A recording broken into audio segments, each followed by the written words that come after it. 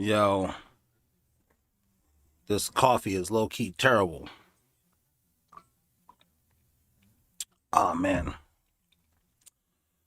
my wife makes much better coffee than I do, but she's asleep and I'm just up.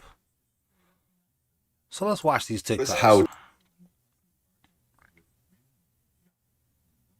tiny. So did y'all? I normally don't impose this label. I don't know why people don't like this guy. I don't know what he did to people. But y'all catching the news on your side of the internet right now? Things are getting crazy. TikTok is just the news, episode 2. Are y'all aware that 70% of all the power went out in India tonight? Because they had a crazy cyber attack, because they are in a crazy WAR right now? Major military bases being blown up, etc. And at the same exact time, this right here has been making the headlines the last 2 days. It sounded to me like someone's trying to line up Revelation, Zechariah 12-14 when they surround that certain place. Know what I mean? Speaking of that place No, I don't really be knowing what you mean all the time. Maybe that's why people don't like this dude. I sometimes I know what he mean. Most times I don't know what he be talking about, man. So maybe y'all know what he's talking you that the U.S. is no longer allies with. The Houthis just broke their ceasefire that they made with whoever's in the White House, and they attacked a beach there. I can't say the actual name. So you mean to tell me that the last 3 days, the last 72 hours, everything all of a sudden just fell right down into almost nuclear? And don't forget what I showed you 2 days ago, there is a whole freaking simulation that was pulled out and called this exact scenario we're watching right now. These simulations are getting good. You know what? Hey, whoever's putting these simulations together, can I pay you to run a simulation on crypto in the stock market for the next 3 years? Thank you. So did y'all happen to get woken up at 9 a.m. as well and turn out to be an earthquake in Georgia, Tennessee, and North Carolina? Something weird. No, but I have been feeling what I think could be, I don't know what I think it is. Like my mic will be just shaking slightly and I'll be like, what's happening? Maybe it's a truck driving by or something like that. That actually happened in North Carolina. We'll get to it in a second. So I didn't even know it was an earthquake at first. Dog was barking, things were shaking, but look how far the aftershocks went. But look at the location. If you don't notice the location, I don't know what to tell you, but that's where Helene went, and that's where all the major storms have been the last few months, ever since Helene. But check out this right here. This was happening in North Carolina yesterday, around the same exact area. Now, I've lived in the Carolinas my entire life for 31 years, and hail like this, especially happening this often, is not normal at all. But the crazy weather is not limited to the United States. They've been having hailstorms in Spain every single day, snowstorms in the Middle East, and the deserts here, all sorts of crazy freaking stuff. It's almost like something weird's going on. I mean, this is insane. This was Asheville again, the direct place that was affected by Helene. And I was just about to say, Asheville still exists, because I used to stay in North Carolina, in Ocean Isle Beach, and I thought we actually was going to move back to North Carolina from Washington State. Good thing we just decided to come to Oklahoma instead, because, man, we would have been really jammed up with all of the floods and stuff, and that's what I'm saying. Asheville is still there? Crazy. all the surrounding areas, just crazy hailstorms out of nowhere. Pretty crazy stuff. And by the way, there's actually been earthquakes every single day in the United States. We just had one in Texas, up north somewhere. Every single day we're having. Didn't I say I just felt something that felt like I don't know. It's like my mic will be shaking but I'll be like, maybe a truck drove past and I'm just bugging. I am still going through depression. You know, my son was born not alive. I didn't even realize. Matter of fact, that's why I'm up on this insomnia podcast. It's 5 a.m. I've been up since like 3 a.m. Just, oh man, I'm gonna sound like a bitch. I was crying though. I don't even know why. I didn't cry at all. Only like in a hospital, like briefly when the doctor was like, oh, do you want to take a picture of your wife holding the... I was like, do I want to take a picture with her holding a corpse? Oh my God. White people. Having earthquakes. Who in the comments wants to guess where the next one's going to show up in the United States? Notice how tiny and small the rainbows are in Australia. My boy Lyndon took this video in Australia, and you can just see how tiny the arch is on the rainbows in Australia. Isn't that super interesting? Because this is what a rainbow looks like in Vancouver, Canada. This one's in Ontario that I took a while ago, and you can see like how massive this rainbow is. They are huge in Canada. Bro, some of these people got a lot of time on it. Like, you not at work? I mean, is social media your work? And you got to make up stories? I'm not saying he making it up like he's lying. I'm saying rainbows are smaller than they used to be. Now let's take a look at what your loving government has told you. This is how rainbows are created, guys. The sun rays hit the raindrops. It refracts twice, and then the observer sees the rainbow. Now that's interesting because in order for us to scientifically create a rainbow, like actually use real science, create a rainbow inside, we need sunlight, we need water, and an object that can act as a prism. So where's the prism here? We got sunlight, we got water, but where's the prism? Now, if this is really what's happening here, guys, how is it that Australia's... Hold on. Pardon me. I'm not saying that you're boring, bro. I'm just saying what this person said is just more interesting. I also wake up at 3 a.m. It's been happening for weeks. I know, man. There's something going on with the 5G, with the 10G. I just don't be knowing, man. I thought I'm going through depression. I know my wife is still going through her postpartum. And the thing about being a guy, it sucks, man. You just gotta put your head down and deal with it. You can't really show, I don't want to say like weakness. You can't like, men can't have like diaries. We probably can, but we can at the same time. Anyway, I'm thinking I'm waking up because I'm like, oh man, now depression is hitting me, because my son. Like I told you guys before, this is the kid that I was the most prepared for. My money's right. I wasn't prepared for them other kids. I mean, whatever, but I wasn't prepared like that. But this one, prepared. Money, clothes, diapers, wipes, toys, crib, all the different types of stuff that you need for a baby in multiple rooms. You know what I'm saying? Think of a baby room, right? The stuff you need in the baby's room, I got all of that in like 4 different rooms for when we be over there streaming. Hold the baby, put him in the crib, got the thing to turn on and the machine that rocks the baby. You know what I mean? In 4 different prepared. And then he was born dead. I tried to just put an H on my chest and handle it. But then I'm thinking, well, maybe now I'm like experiencing, because people thought I was like Dexter for a while. I was like, you're not sad? But now it's hitting me. Come to find out, like Old World Everywhere just said, I also wake up at 3 a.m. It's been happening for weeks. I was worried my cancer is about to take me. Goodness gracious. I have heard people say something about the frequency, the 5G, all of this. I don't know what to believe.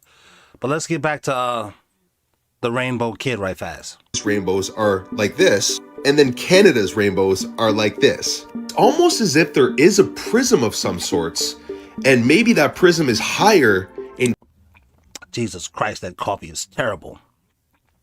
Canada than it is in Australia. Now we're going to take this even one step further and show you what a rainbow looks like in Antarctica. It's pretty much touching the ground. Again, if this is happening, how is that possible? It's pseudoscience. Prism, we need a prism, water, and sunlight, real science. We can do this ourselves. We can tangibly measure it, observe it, and repeat it, which is the... All right, we're live watching TikToks right here. This is not a pardon me, a pre-recorded. I already got these clips. I put them together to make it interesting. I'm just on TikTok. A lot of this stuff is boring. I'm trying to pay attention, but my ADHD just won't let me. So let's keep going.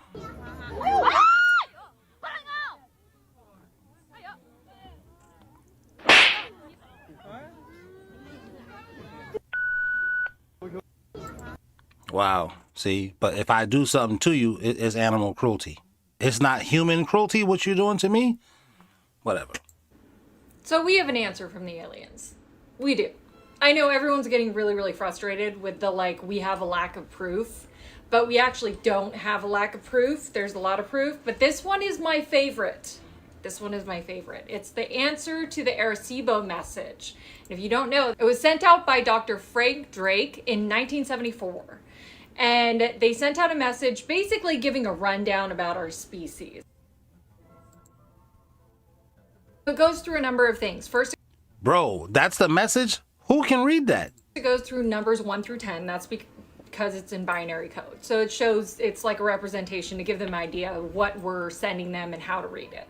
And then it goes through all of the anatomic numbers. It goes through hydrogen, carbon, nitrogen, oxygen, and phosphorus. And carbon is pronounced in the message because we're carbon life forms. Yeah, I probably would have skipped past this, or I would have maybe played it to make some joke and say something like, see how attractive women are boring? Luckily for them, they're attractive. That's what makes us pay attention for a little while. And then I can imagine her being in a bar, just talking your ear off and you being like, really? Word? Wow. Let's pretend she's in a bar, fellas. I know this is why girls say, man, I ain't shit. You're right, women. You have a point. Let's pretend she's in a bar and we're trying to take her home. Obviously. So it's telling them we're carbon life forms, and these are the main things that make up DNA, because those are the elements that make up DNA. And then it goes down, it shows a representation of our double helix DNA. And then it goes down a little bit further and it shows a representation of what the average human looks like and our average height. Population at the time of the message goes down a little bit further and it shows our solar system. That's me trying to get more drunk to pay attention to what she's talking about. Starting with the sun, ending with Pluto, with our planet Earth that's pronounced a little bit to let them know, hey, this is the planet that we occupy. And then on the bottom, it shows the Arecibo telescope.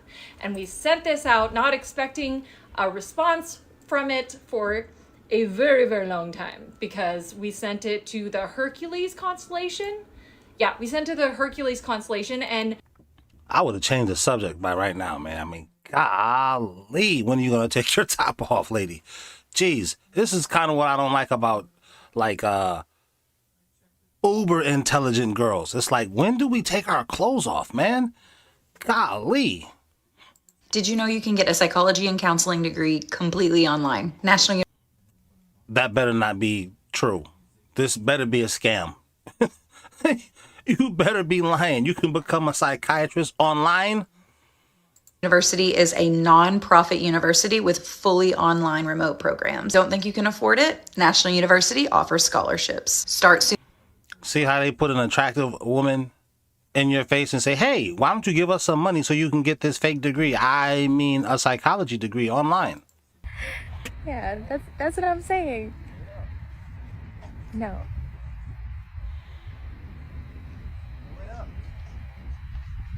Whoa. Wait, do you know him? You don't know him? No. Okay. All right. Hey. Hey, how's it going? Hey, can we help you? Oh no, just hanging out, you know. Okay.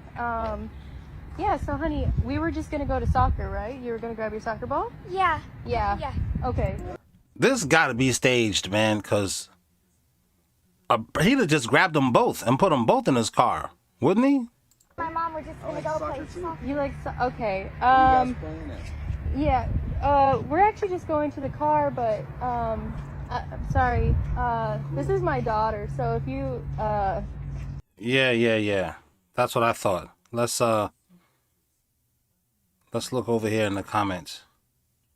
What was that person said? Wow, this is some top-notch acting. This lady right here. Yeah, man, he'd have just grabbed y'all, both. This person here, pardon me. This is why I taught my kids to just scream mom, because every mother around would turn around.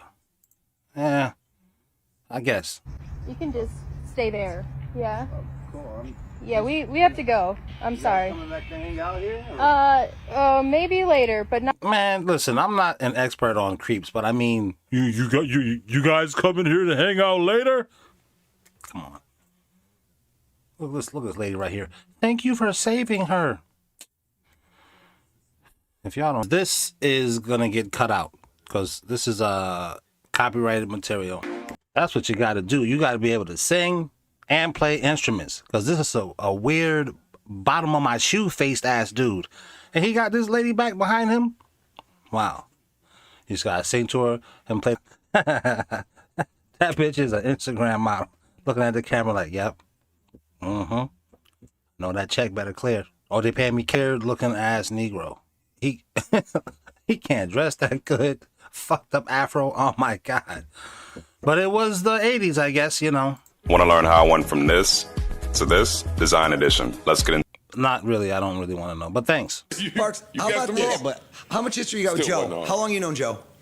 Since what, 07, 08, something like that? Hold us down. Again, if you're just coming here, this is live, obviously. But I mean, I'm just watching TikTok, scrolling through. I'm trying to get my algorithm back right, YouTube and their updates. So, and my TikTok algorithm, it's just a bunch of stuff in here. So I don't know what's coming up next. Let's just try to entertain you guys, okay? I'm going through a bout of depression, thinking about my son that passed away. Coming up on his anniversary. September 22nd is when he was born. Dead. Jeez. So, let's just go. So there was this group of women doing a study of the book of Malachi in the Old Testament. And they came upon the third verse in chapter 3, and it puzzled them. It said, he will sit as a refiner and purifier.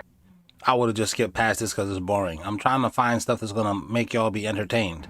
Y'all remember this? She was doing the dancing. She was on this side, and I did like this. But you know what it is.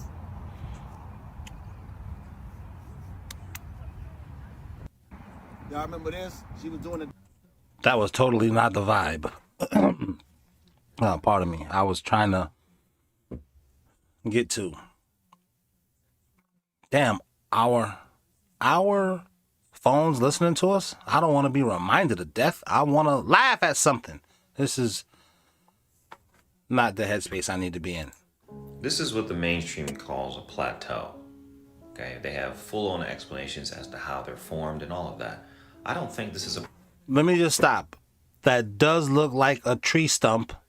And I have always thought that since I was a kid and I saw Close Encounters, where they had the... Y'all remember Close Encounters? Well, I'm kind of dating myself, but for those of us who are old who remember Close Encounters, I remember that whole thing looked like a tree stump. That's what I thought it was. Plateau, though. I think that this is actually a tree stump. I've been on the truth movement for about 2.5 years, and I learned that most things about society and mainstream science and that kind of stuff is fake. Either it's fabrication, the information is omitted, or it's skewed to derail people and to make sure people don't know what's really going on. So this is a normal tree stump, okay? And then this is a plateau, at least what they call it, a plateau. It's the same thing. It's the same thing. The Book of Enoch talks about how the angels came down to the earth to cut down all the huge trees. And they did that to prevent the Titans and Nephilim giants from climbing the trees and surviving the flood, which makes perfect sense. These Nephilim giants range all kinds of different sizes, you know, shorter ones, 8 feet, 9 feet, to huge ones, huge football field length dudes. And, you know, even bigger than that probably. And you can see them, you can Google them. There's petrified titans on Google. You can find these stone giant people, and they're not sculptures. You can look this stuff up, okay? So these look like tree stumps to me. I know what a tree stump looks like. This looks like a big version of it, okay? Now, what is their explanation as to how a plateau is formed? A plateau is formed when a large area of land is uplifted by tectonic plates, usually due to the collision of plates causing a flat, elevated surface. So you're trying to tell me that these tectonic plates somehow magically are able to produce a flat top just for that section, and all the other land doesn't get affected? That's kind of a good point. Like, how... Why is only those like that? All right. This can also occur through volcanic activity. All right. That's how you gotta be sometimes. When people is talking, you gotta be like, word? Really? All right. Lava flows build up over time, creating a plateau from the solidified lava. That's even worse. So you're trying to tell me a lava flow? We all know what a volcano looks like and how lava flows down. It creates like a cone shape, like a slope, like a mountain. Why is the lava flat? Why is the lava able to level out flat like that? Doesn't make sense. Doesn't make sense. And then erosion can also play a role in shaping the plateau's distinctive flat top by wearing away softer rock layers on the surface. So erosion, just wind erosion, dust and sand hitting up against the rock, making it perfectly flat up top. Does that make any sense whatsoever? None of these explanations add up. Side-by-side comparison. Tree stump, broken off. Mountainous looking. Here's the thing that's so insane, man. Jewish people, Christians, and Muslims all equally believe in the Bible. Ain't that crazy? They all equally believe that's a true story. Like, cool story, bro. Muslims believe what they believe. Christians believe what they believe. Jews believe what I think the Jews is like, we believe in our part. Moses was one of us. We believe in that. I think that's, I'm not certain. Jewish people, leave it in the comments and let me know. But I think that's what's going on. Christians, we believe in our part. Jesus came, we believe in that part. Muslims believe, they say, yo, Jesus, we believe in the Bible. We believe. If these three totally different groups of people believe in the same book, they've all said, yeah, we believe in that. Right? How can those of us who believe more in science, right, look at these strange things in the world, right, like this, and science can't even explain it? Science is like, it's unexplained. I don't know. Unexplained. Science. You know what? Don't even worry about it. Tree stump. Nice, perfect plateau looking tree stump. A nice, perfect flat plateau. Look, it's the same thing. It's the same thing. Okay? And then up top, another version, like a sharp-edged tree stump. They're lying to us, guys. They're lying to us. Wow, is this dude alleging that all mountains were trees? Is that what he's saying? These are tree stumps. This one is very suspicious. This looks like, doesn't really have a perfect shape of a stump. It's more like square looking, but this certainly looks like an axe. It looks like some big dude chopped this down and just placed the axe right on top and walked away. That's how that looks. Okay? That's how it looks. Now, this could be a natural formation, but it looks like an axe placed on a tree stump. I would say, well, are there more natural formations like that? Or is this the only one in the world? That would be a little bit suspect to me. Look at that. World's largest petrified tree? ? See, look, they're even doubting this. They even have questions. And this is on Google. Okay? That looks like a tree. It looks like the bottom portion of a tree. The top portion got cut off. That's how that looks. The world was much bigger back then. There were Nephilim giants all over the place. There were huge trees, huge animals. But they don't want to talk about that. You can see the petrified giants. They're all over the place. Like real people-looking giants in stone, frozen in time. That's what petrified means. It means it's turned into stone. This tree. Man, and then scientists, they've I don't want to say they invented it, but I don't know that these phrases existed. But they come up with ways to explain what your eyes are seeing. I think it's called like pareidolia. When was that term even created? Were they using that term in the 1800s and like all before? Or is it something that they're now telling us? Pareidolia, like the human mind changed over this 1,000 years or whatever, like that, 2,000 years since, Jesus came and then left. Did humans change that much? Did the mind change that much to where they didn't have pareidolia back then, but now we have it now? I don't know. Is petrified. And look, you can even see like the lines in it. It looks like bark. It looks like the lines of bark on a tree. Here are the rings of a tree stump. Okay. This is a normal tree's stump. Okay. And this is a plateau with the same exact rings like a normal tree stump. Now you look at this and you tell me this is not a tree. This is a tree. Okay, look at the caption. It says, is it a stump? Nope. This rock. See, look, they know what's up. So they're trying to discredit and make it seem like it's not what it actually is. But your eyes tell you that this is a tree stump.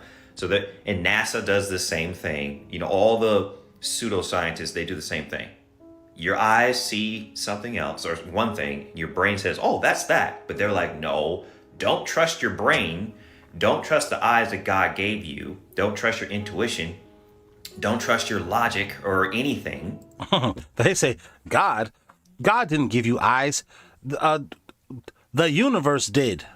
So don't trust the universe. Don't trust your eyes. Don't trust us because we have eyes and a brain too. But trust us. Why? Because we're smarter, stupid. I was supposed to be here today.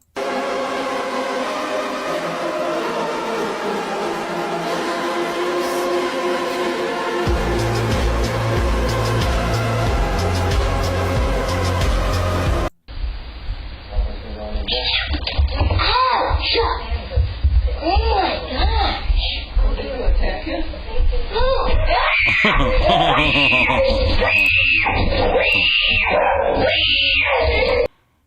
If I knew the process to send this to what's else got that guy Super Ray 14K, maybe somebody already sent this to him. His voiceover to this would be hilarious. He's got one of those voices with the southern twang. Let me see. Let's see. Come on now, internet. Start interneting. Okay, well, let's supposed to do it like this. Hey, watch where you going, bruh. Hey, the dude. Hey, you all right, man? What happened? Hold on, let me go get him. Hey, man, come. Let me talk to you. Don't be messing with my homeboy, man. And then the dog goes, hey, what you go? Hey, man. Shit's wrong with these niggas, man. But the way he did it would be much funnier. That's why I don't make that kind of content, because I don't really think in these hood terms like this. Yeah, I'm from the inner city, but I don't think in inner city terms. I just know it's funny, and I'd have to do too much writing, and oh my God, it's just too much work. Shout out to you brothers who know how to do that, because there is work that goes to that. Turn my kids' drawings into a jacket I actually wear for work. My son loves to draw. Wait. And I love my son, but I can't. Hold on. Did your son draw that shit in the back? This is how I turn my kids' drawings into a... Because that's terrible. Your son is an artist and he loves it. Just looks like that Basquiat crap. Are you kidding me? We're not even watching this ad. I'm from a neighborhood that's surrounded by 4 streets. Claiborne Avenue, Louisiana, Broad, Napoleon. I lived here. Fiend's mama lived there. BG mama lived... Right. I'm from a neighborhood like that. I didn't associate with these Negroes. I just had to go to school with them, but like, Jesus Christ. And I think they heard me say a joke or somebody was trying to snap on me, and I turned his snap on me back onto him. And like, that's what started it. And now all of these dudes think I'm funny because everybody likes laughter. Now they want me around them all the time to crack jokes. And I was terrified being around these ignorant Negroes. But I just made a joke out of everything. I'm traumatized by the inner city. Lived across the street behind the store. Birdman's family lived on the corner. Soldier Slim Mama lived around the corner. KLC from Beast by the Pound lived. Bro, I'm getting scared just watching these heathens. That's dope. Let's not conflate it with being black. Otherwise, you Candy Girl have to defend Rachel Dolezal. That's what I call Candace Owens. I call her Candy Girl. Candace. Let's not conflate it with being black. Otherwise, you'd have to defend Rachel Dolezal. Well, there's no. Well, would you defend her? Well, there's no defending crazy. Oh, this is on her show. Oh, okay. So that's why they cut it like that. They made him look. First of all, they cut it. He looked like he was gay. But wait, listen now. But what I'm trying to say, he got the little curly 1980s.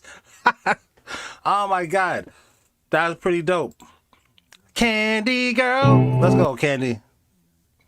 She be screaming on these ninjas, don't she? With being black. Otherwise, you'd have to defend Rachel Dolezal. Well, there's no. Well, would you defend her? Well, there's no defending crazy. That's crazy. But why is that crazy? Hold on. Because she was a white woman that says she was black. Yeah, that's a man saying he's a woman. But let's back up. If you're gonna say. But back up to where? She ended everything. Where you want to back up to, man? That a man can just be a woman. Why can't Rachel Dolezal just be black? You got to be consistent. Because she's white. Okay, because it's a man. No, but hold on. I get it. You know I'm right. I get you know it. I'm right. No, I don't agree. And this is not a matter of right or wrong. But it is. Hold on. This one is. Damn, I like smart girls. Like, oh, but it is though. But it is. You're stupid, but you are though. But really, it's okay. You're dumb. It's okay. Let me tell you. Why isn't Rachel Dolezal black? Because she's a white woman. Okay, because it's a male or it's a female. What? Let's not. No. Got him. What's that thing back there? That better be somebody in this messy ass house. That better not be a ghost. Why is your house so messy? Why is all the cabinets open? Is this a fake video because everybody be trying to go viral? Or do you just leave all the doors open in your house? Let's examine further. Look behind me, obviously. Great. And that light's just gone off now. I've literally just closed all them. I keep getting peeking shadow figure again. Here we go. Messing about.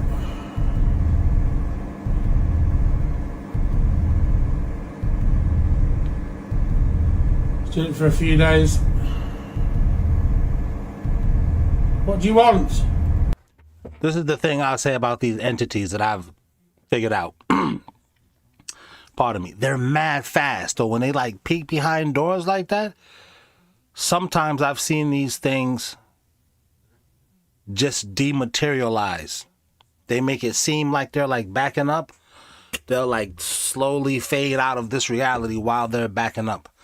And they move real fast. Like humans, we can't even move that fast. Like snake quick when they're peeking behind the door.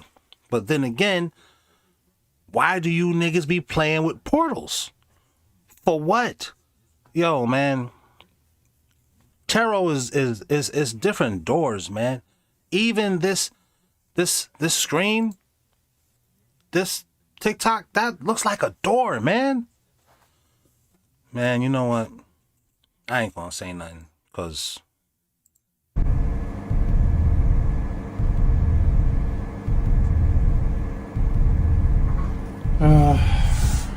that looks. Listen, that could be a person, but it also looks like unnaturally fast peeking behind. You know, I ain't seen people peek and then go back all fast like that. If our friend's still there, your legs. Mind you, if he's around the corner, or she, or whatever bloody thing is, I don't know what I'm going to do because I can't run. My legs are bad. Nope. Nothing. Standing in the doorway, so. Behind the door. No. But behind me, obviously. Great. Oh, this happens. You'll be surprised how much this happens, actually. Cupboard's open. He likes to do stuff behind you to surprise you, or move stuff. Don't put keys down because you won't find them, or you'll find them somewhere else. Does he not see that thing sitting in the chair? And that light's just gone off now. Oh, that is a chair. And he's literally. Let's get in here a sec. There's nobody else here. Look, nobody. There's a light here. Nobody here. It's not going to work, is it? So, and you can see it's done it again. Turn this light on. I've literally just closed all them. You saw me do it. Oh, did y'all see the little orb? The orb floating? A lot of people say they don't really believe in orbs like that. I've literally just closed all them. You see it? You saw it? It was like, it was white. Wait, can y'all even see my mouse on the... I can't tell if you can see my mouse on the thing. But y'all see the little white orb? There's a light here. Some people will say, oh, it's just dust. This is a... How long is this video? This is a 3-minute long, almost 4-minute long video, and we didn't see no dust, no place else. Oh, this is interesting. Not a pair of LeBron sneakers in there. But that's neither here nor there. Nobody here. It's not going to work, is it? So, and you can see it's done it again. Turn this light on. I've literally just closed all them. You see it? You saw me do it.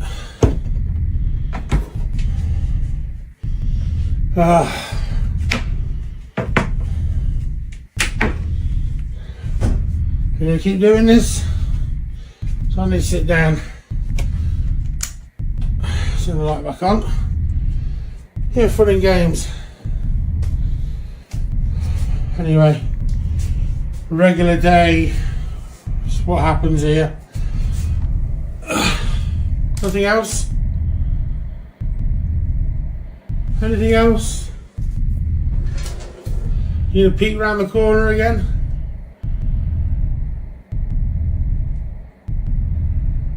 I wish you'd just show yourself. Stop with the peeking crap.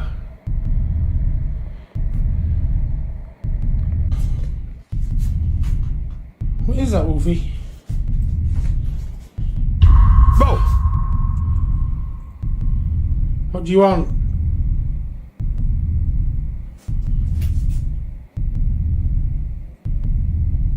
Who are you? Gosh, that. No. Tarot cards, man. People opening up portals to different dimensions because it's fun. You don't want to be married that bad? You want to hang out with a demon? Or whatever these things are?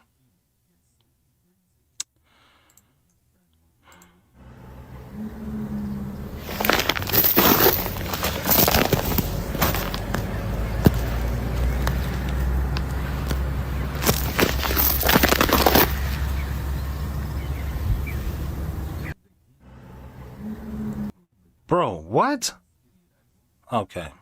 If a host at an Airbnb in New Orleans gives you a warning, listen to it. We'll call her Kate. Kate was staying in town for a business meeting, so she said she was staying at this cute little Airbnb down around the French Quarter. She was alone. She didn't want to stay in hotels. She said she always kind of got the ick in hotels. She felt like they were more dangerous. So she goes to the Airbnb. She had the code to get in, and the host had left her a handwritten note that said, you know, do whatever, you know, just clean up after yourself. But then it also said, do not open the door after midnight for anyone. She thought that they were just trying to be funny because, you know, of the nightlife that's down there. So she kind of didn't pay any mind to it. The first night, everything was fine. The second night at 12:45, she hears a knock at the door, just 3 little knocks. She said they weren't frantic or like loud or anything. They were just like polite, soft knocks. So she goes to the door, she looks through the peephole, and she sees this gorgeous guy standing there. She said he was like so good looking. He was pale skin, he had dark hair, the most gorgeous eyes she'd ever seen. He says, "Hey, I'm so sorry to bother you, but I left my phone in here the other day." She was kind of weirded out a little bit because she knew she hadn't had any guests, but she thought maybe it was whoever stayed there before her, but she hadn't seen or heard a phone. He tells her, "Hey, I can tell you where it's at. You can go get it for me. You don't even have to let me in." Then he mumbled something that she didn't really hear. She couldn't hear through the door. So without thinking, she just cracked the door a little bit. That's when he winked and said, "Thank you, that's all I needed," then left. Now, personally, this is where Kate loses me because she said it didn't really scare her because he was so good looking. Girl, so was Ted Bundy. She goes back to watching TV, doing whatever she was doing. The next morning, after she gets out of the shower, before she has to go to one of her meetings, the mirror fogs up and someone had wrote, like with their finger, "invited." Just one word, "invited," in the mirror. Girl. She's still dumb and thinking that it's something that the Airbnb does for the area or whatever. So she calls the host, and the host said, "Did you open the door?" And she said, "Yeah, for this guy. Like, I didn't let him in or anything. I just, like, cracked the door." And the Airbnb host just hangs up on her. I guess kind of like, "Girl, I already told you, like, don't open the door. You didn't listen, so you're on your own now." That night, she's in bed, she's by one of the windows, and she hears like 3 knocks on the window, right? And I'm like, oh my God. Like, as soon as I'm reading it, I'm like, oh my God. So then she said she starts seeing like shadows move across the room. She swears she saw the guy looking through her window, but he never like did anything. He never came in, and she packed up all of her stuff and got the hell out of there the next morning. Pardon me. People really lack self-preservation skills because why are you opening a door for random strangers late at night? Why are you opening your door at all? I don't even think. Well, actually, my wife always be saying, like, predators, they know who to prey on. She says that's why us girls be having dogs, because we don't really like being in the house by ourselves. I don't know, because I'm a guy. This is my wife just telling me. She's like, so there's a lot of stuff as girls that we are like, we constantly live in fear as women because like we're weaker. So if somebody knocked on the door late at night, we're not just opening it. That's not what's happening.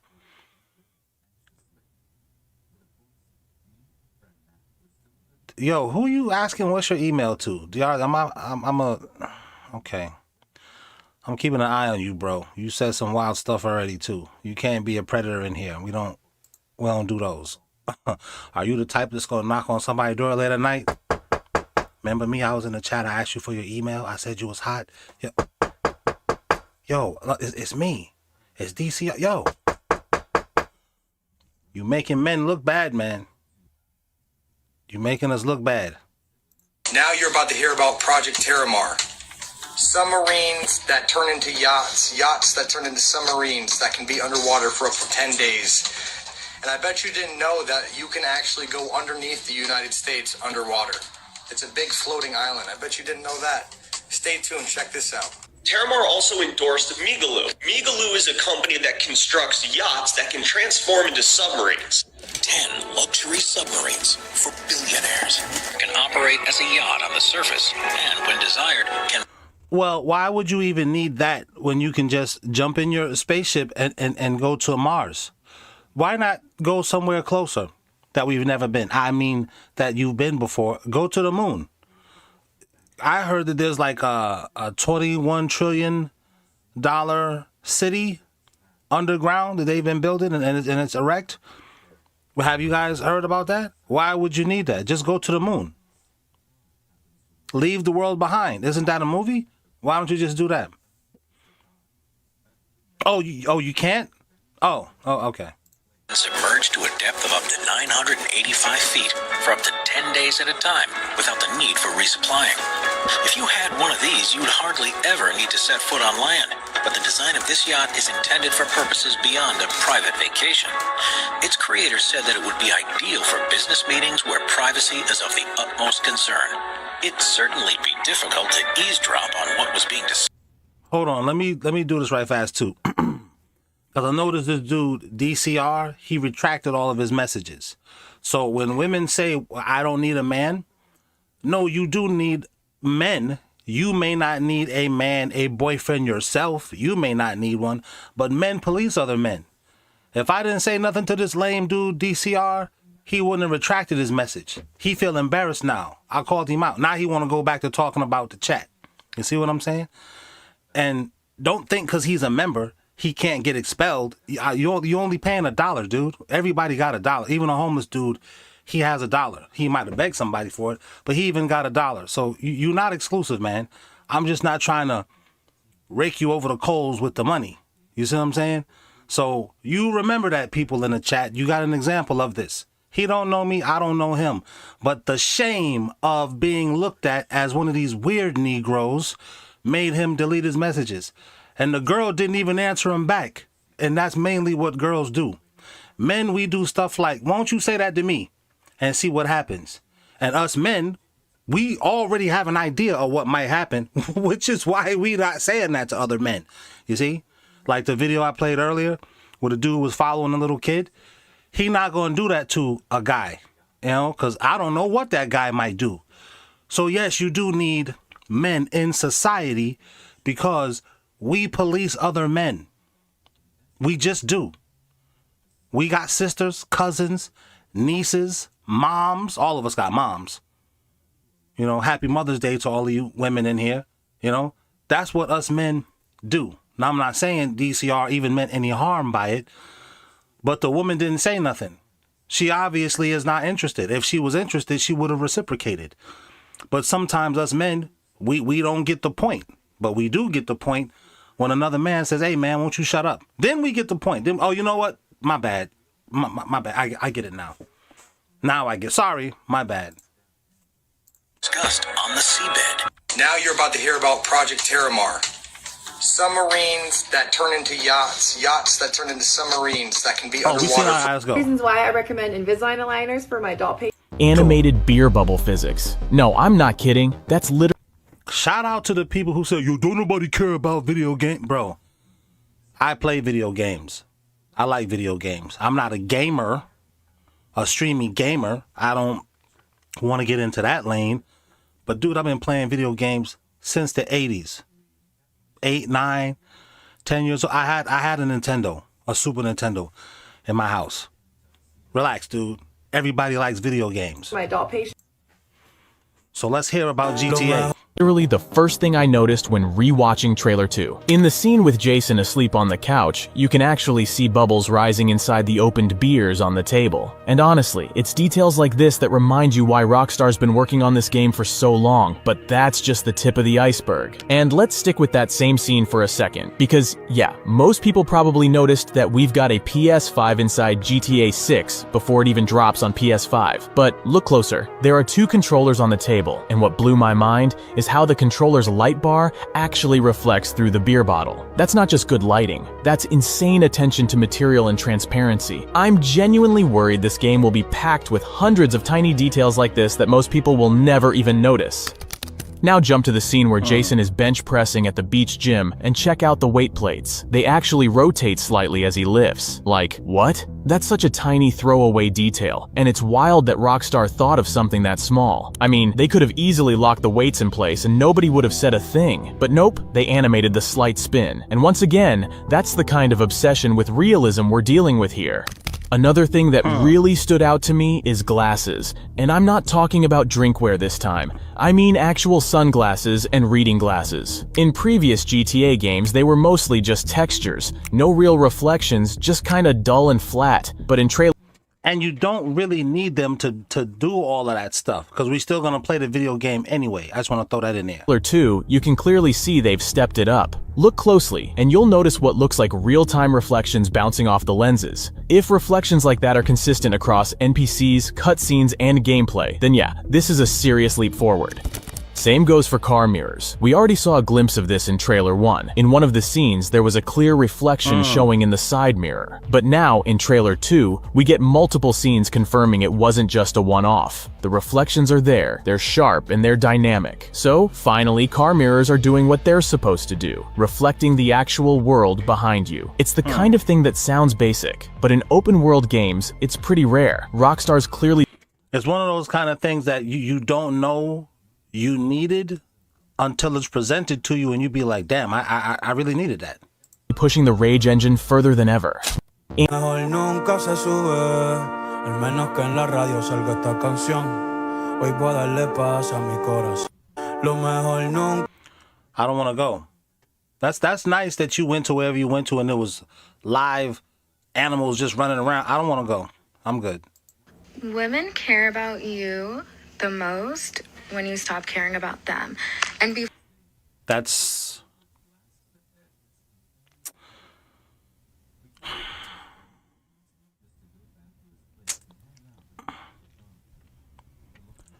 Don't make her a goddess. You know? For example, like in the chat, had this dude, DCR, had he not have said anything to Clementine, Clementine may have been looking at his picture and say, oh, he's kind of cute. Soon as you say, hi, she's like, oh, gross. What a... Yeah. But let's see what this guy says about it. Fellas, do not fall for it. Look at our other content, okay? This is How Society Has Failed Men. Sneaky Ways That Women Use You, Part 5. Most women won't admit this. How to be the best option she could ever get. How to make a woman fall in love with you without saying a word. She is a clear as day pander bear. She is not actually drinking the Kool-Aid that she's serving you. She is no different than cut a board dude. And I feel like a lot of people don't care about pandering when they agree with what the pandering is saying. Like, I know that some people might think that this is not creepy, but again, I gotta go back to this situation. Isn't it creepy that this dude, DCR, was sending Clementine messages? They're both members. They both are paying $1. Isn't that creepy? A woman will tell you isn't that what you call these dudes? Creeps? Or is it a different kind of creepy? He not coming out of a portal, but he is coming out of a portal when he's hiding behind a bush and hey, how you doing? Remember me from the club? Ain't that creepy? That's scary. He not a vampire, but he might kill you the same way, right? So it is what it is. You might be like, oh, well. This is how you build free lead. I know it. I know. Yeah, we know the NBA is rigged. That's another creepy part. Let's rig the NBA. And what is it? The circus and bread with Rome and all that type. All this stuff is connected. It's all connected. 4.2. Small. No, so I no, saw no. this guy and his sign. No. I heard that you bought a military base in Alabama. Is that true? A military base? As starving comedians would do. I don't know if you're being truthful or not. Did you really buy one? Yeah, Fort McClellan. Yeah, What? Because the thing... Who buys a military base? First of all, I'm sure it was an abandoned military base, but who buys it? Who can afford to buy a military? I mean, it's just real estate at the end of the day. Because you still Kevin Hart called this man bitter, unsuccessful, and a drug addict on a Breakfast Club. Never forget that. Yeah, let's bring that back right quick. I heard that you bought a military base in Alabama. Is that true? A military base? As starving comedians would do. Now, I don't know if you're being truthful or not. Did you really buy one? Yeah, Fort McClellan. Yeah, What? Because the reason why like my life works in golf and off the golf course is because I follow instruction well, right? Mm-hmm. So if I see somebody do a good job, I just want to do a good job. Yeah. I'm going to follow the example. Yeah. Right? So Tyler Perry got a military base. That's correct. Made it into a movie studio and started making movies. Cat Williams. Bought a military base. Are you making movies? I'm not wearing dresses. I'm not wearing dresses. This would be Turner's final investigation into the Lightfoot house. It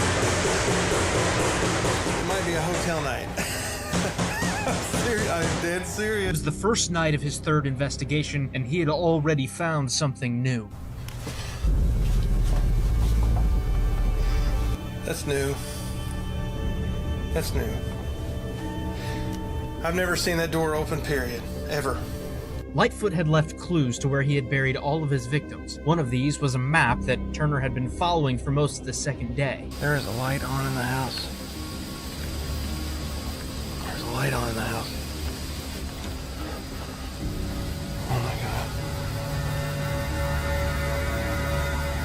God. It seems that the spirits of the Yo, I think I might start doing more true crime videos, because I just be looking at these dudes and being like, yo, why you want to go in there? I mean, sure, views going viral. It's like kind of not difficult, because all of us want to be entertained. But at the same time, can you find another way to entertain the people besides just going into where a known serial killer has buried people? I don't know. Y'all leave it in the comments. Not necessarily here, but like in comments. Say, yeah, I want to see you react to some true crime stuff. Because sometimes, a lot of times, I will snap on the criminal. I'll just, I'll make fun of the way he looked. I'll make fun of why he did it. Like this dude in here, DCR, he could be, this could turn into a true crime.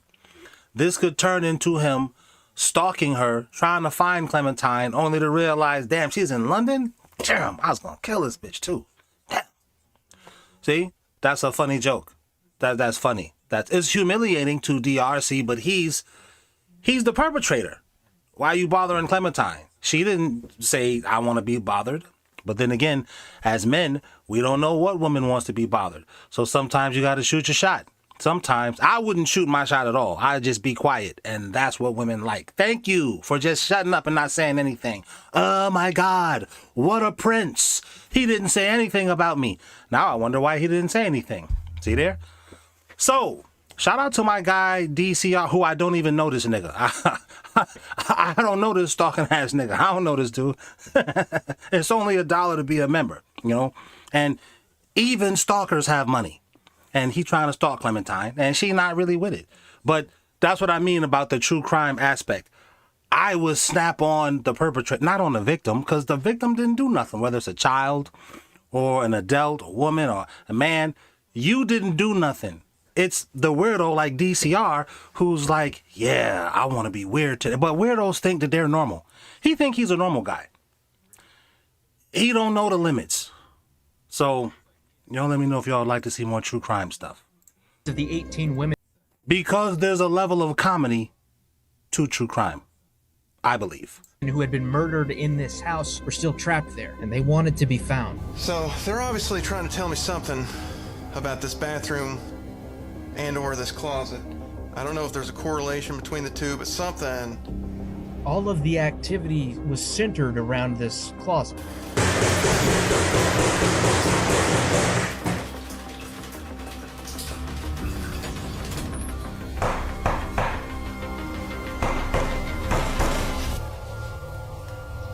And on the third night, everything escalated with a phone call.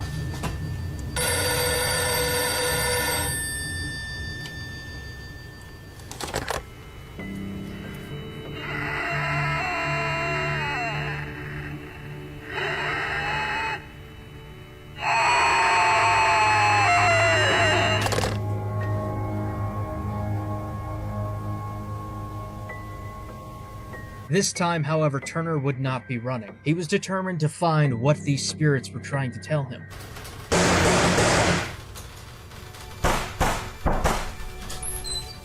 Eventually, Turner would realize the knocks were coming from the closet.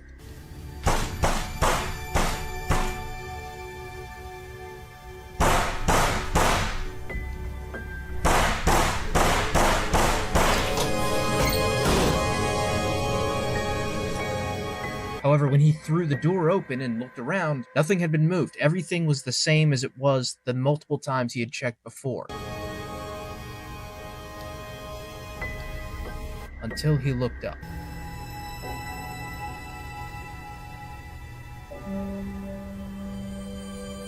And what he would find there was nothing short of miraculous.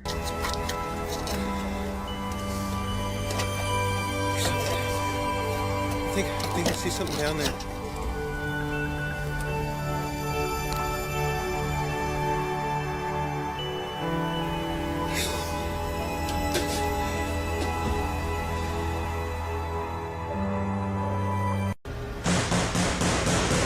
This would be Turner's final investigation into. Let's keep going. What my dog's doing right now. Oh, pardon me. I like her. This is one of my favorite creators. Probably because I like her content, but then she also reminds me of this girl that Look at what my dog's doing right now. I was kicking it with once upon a time. Not once upon a time like in the 1800s, but like, you know, when we was just in Washington State. We was kicking it. She like, she don't look exactly like her, but she reminds me of her when I see her. What my dog's doing right now.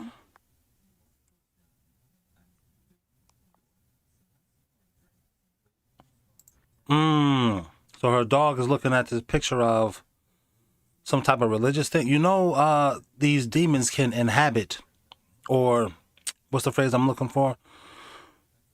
They can possess inanimate objects.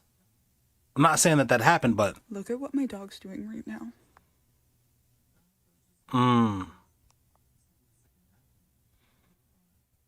She's been sitting there like that for 10 minutes. I've never seen her do that. A lot of people commented to deny the existence of Appalachian culture or any possible ethnic ties to the region. So much so that I began to question it myself. And something about me being wrong just doesn't sit right with me. So I did my due diligence, and even I was surprised by my findings. The Appalachian Mountains stretch over 2,000 miles from northern Alabama all the way to Newfoundland, Canada. However, the cultural region of Appalachia is considered to be the central and southern sections of the Appalachian Mountains. This region of Appalachians have a distinct culture that is said to have developed in the 1700s, with an emphasis on strong family ties, religion, self-reliance, love of land, distrust of outsiders, and even its own dialect. An author and Anglican clergyman by the name of Charles Wood Mason detailed his experience while ministering in Appalachia in 1768. He wrote, quote, "It is impossible that any gentleman not seasoned to the clime could sustain this. It would kill 99 out of 100. Nor is this a country or a place where I would wish any gentleman to travel or settle. Their ignorance and impudence is so very high as to be past bearing. Very few can read, fewer can write. They are very poor, owing to their extreme indolence. For they possess the finest country in America, and could raise but everything. They delight in their present low, lazy, sluttish, heathenish, hellish life. And bro, they would never find you out there. There's probably people who live in Appalachia who know how to make you never found. That's scary to me. Let's turn this photo into a scroll-stopping website. I'm sure most are aware that this building is the Pentagon. What I'm sure most aren't aware of is the two symbols in relation to each other that coincidentally fit. Looking at the building from above and the entrance up top, an Eastern Star fits perfectly. A star takes math. Now, all of us in here, when we was younger, we probably was like, that's just a coincidence. I'm with you. You saw another one, you was like, it's a good coincidence again. I'm there. But then you kept and now you in your 30s, your 40s, you're like, God, that's a lot of coincidences, man, for the past 30 years. Mathematical precision as is, and then the center is identical as well. And then if you were to rotate the building to where the entrance is on bottom, this symbol fits. Simply by making straight lines, using the corners and entrance as reference points. These are both just coincidences, of course. While we're in the neighborhood of this topic, ever wonder why the Marines go by devil dogs? Why not angel dogs? Or why dogs in general? And why is devil dog spelled backwards, God lived? And why do they say ooh-rah? And in the army, they say hoorah, because hoorah is the sun god with the serpent on its head, who we often see references to throughout symbolism. And then in the Navy, they say hoo-yah, who Yah sounds a lot like mocking God. How many are aware that this is a thing? And many believe, including in... What does it say? The military often what? And many believe... The military often removes wisdom teeth, particularly during boot camp, due to the potential for future dental problems and to minimize disruptions to training. So that's why they say they're removing the wisdom teeth, though. Believe, including in Native American folklore, that the wisdom teeth is associated with personal growth and spiritual development. If that were true, removing them would likely make a person easier to control.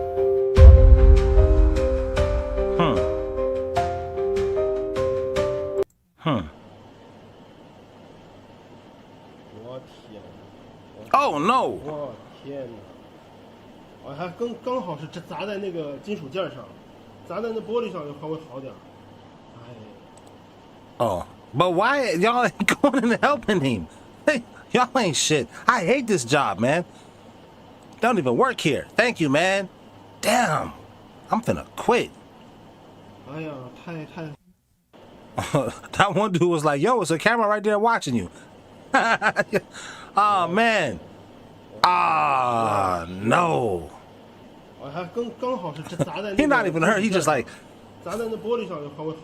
Hate this job. Ah. Look at these dudes. Nobody with a white shirt came to help me. Just a couple of teenagers. Damn. Look at him. He's like, yo, you know it's a camera right there. I know them bitch niggas are watching me. This is the only platform you need to run your fashion brand. What's a song that uses a sample perfectly? A song that uses a sample perfectly.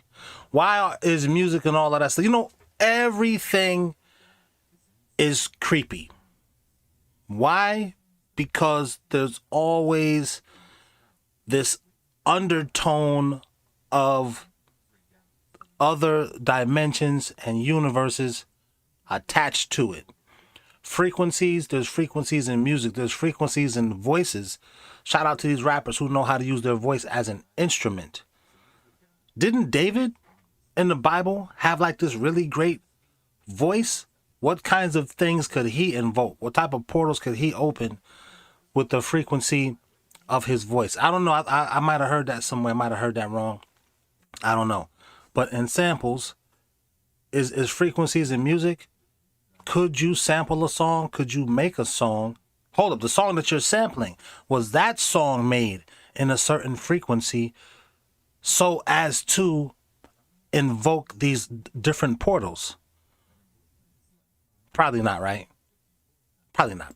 You 10. Number 10, I'm going Wild Wild West. I used to live downtown.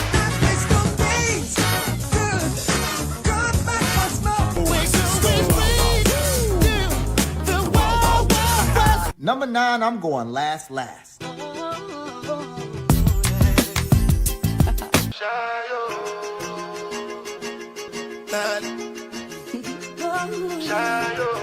Number 8, I gotta go Hard Knock Life. It's the Hard Knock Life for us. It's the Hard Knock Life for us. It's the Hard Knock. From standing on the corners bopping to driving some of the hottest cars New Yorkers ever seen. For number 7, I'm going Wild Thoughts. Played by Carlos Santana.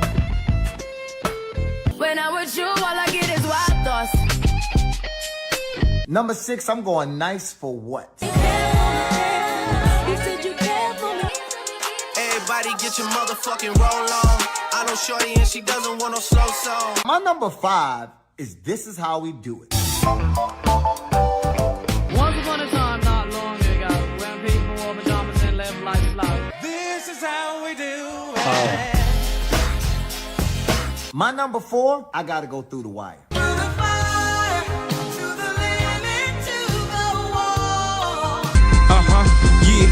Yeah, I drink a boost for breakfast, an insure for dessert. My number 3 is More Money, More Problems. Now, who's hot, who not? Tell me who rock, who sell out in the stores. My number 2, I gotta go Otis.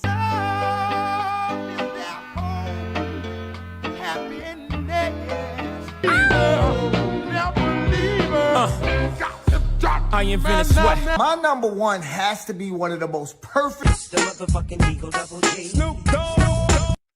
I'm sorry, y'all. That was pardon me. That was kind of anticlimactic. I thought it was gonna be better. Not that the songs were bad. I thought he was gonna use better samples, more samples that are more.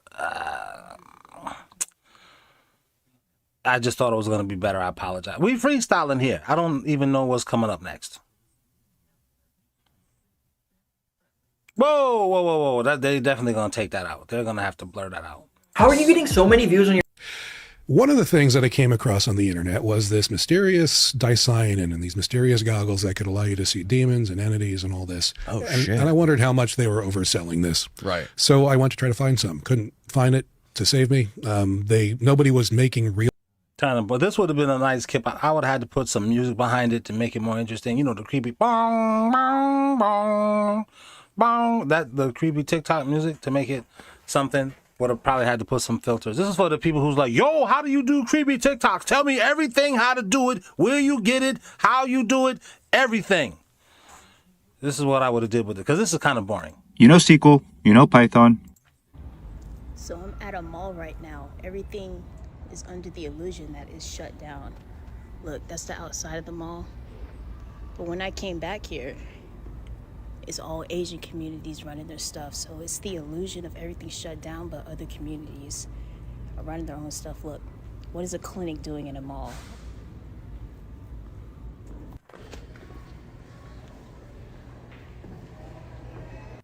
And y'all listening, looking at me like I'm not supposed to be down here. The whole mall is shut down.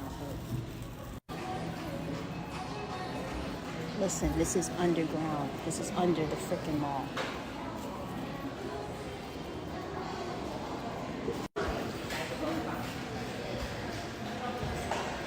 And look, I have nothing against nobody, but look, this is what the rest of the mall look like.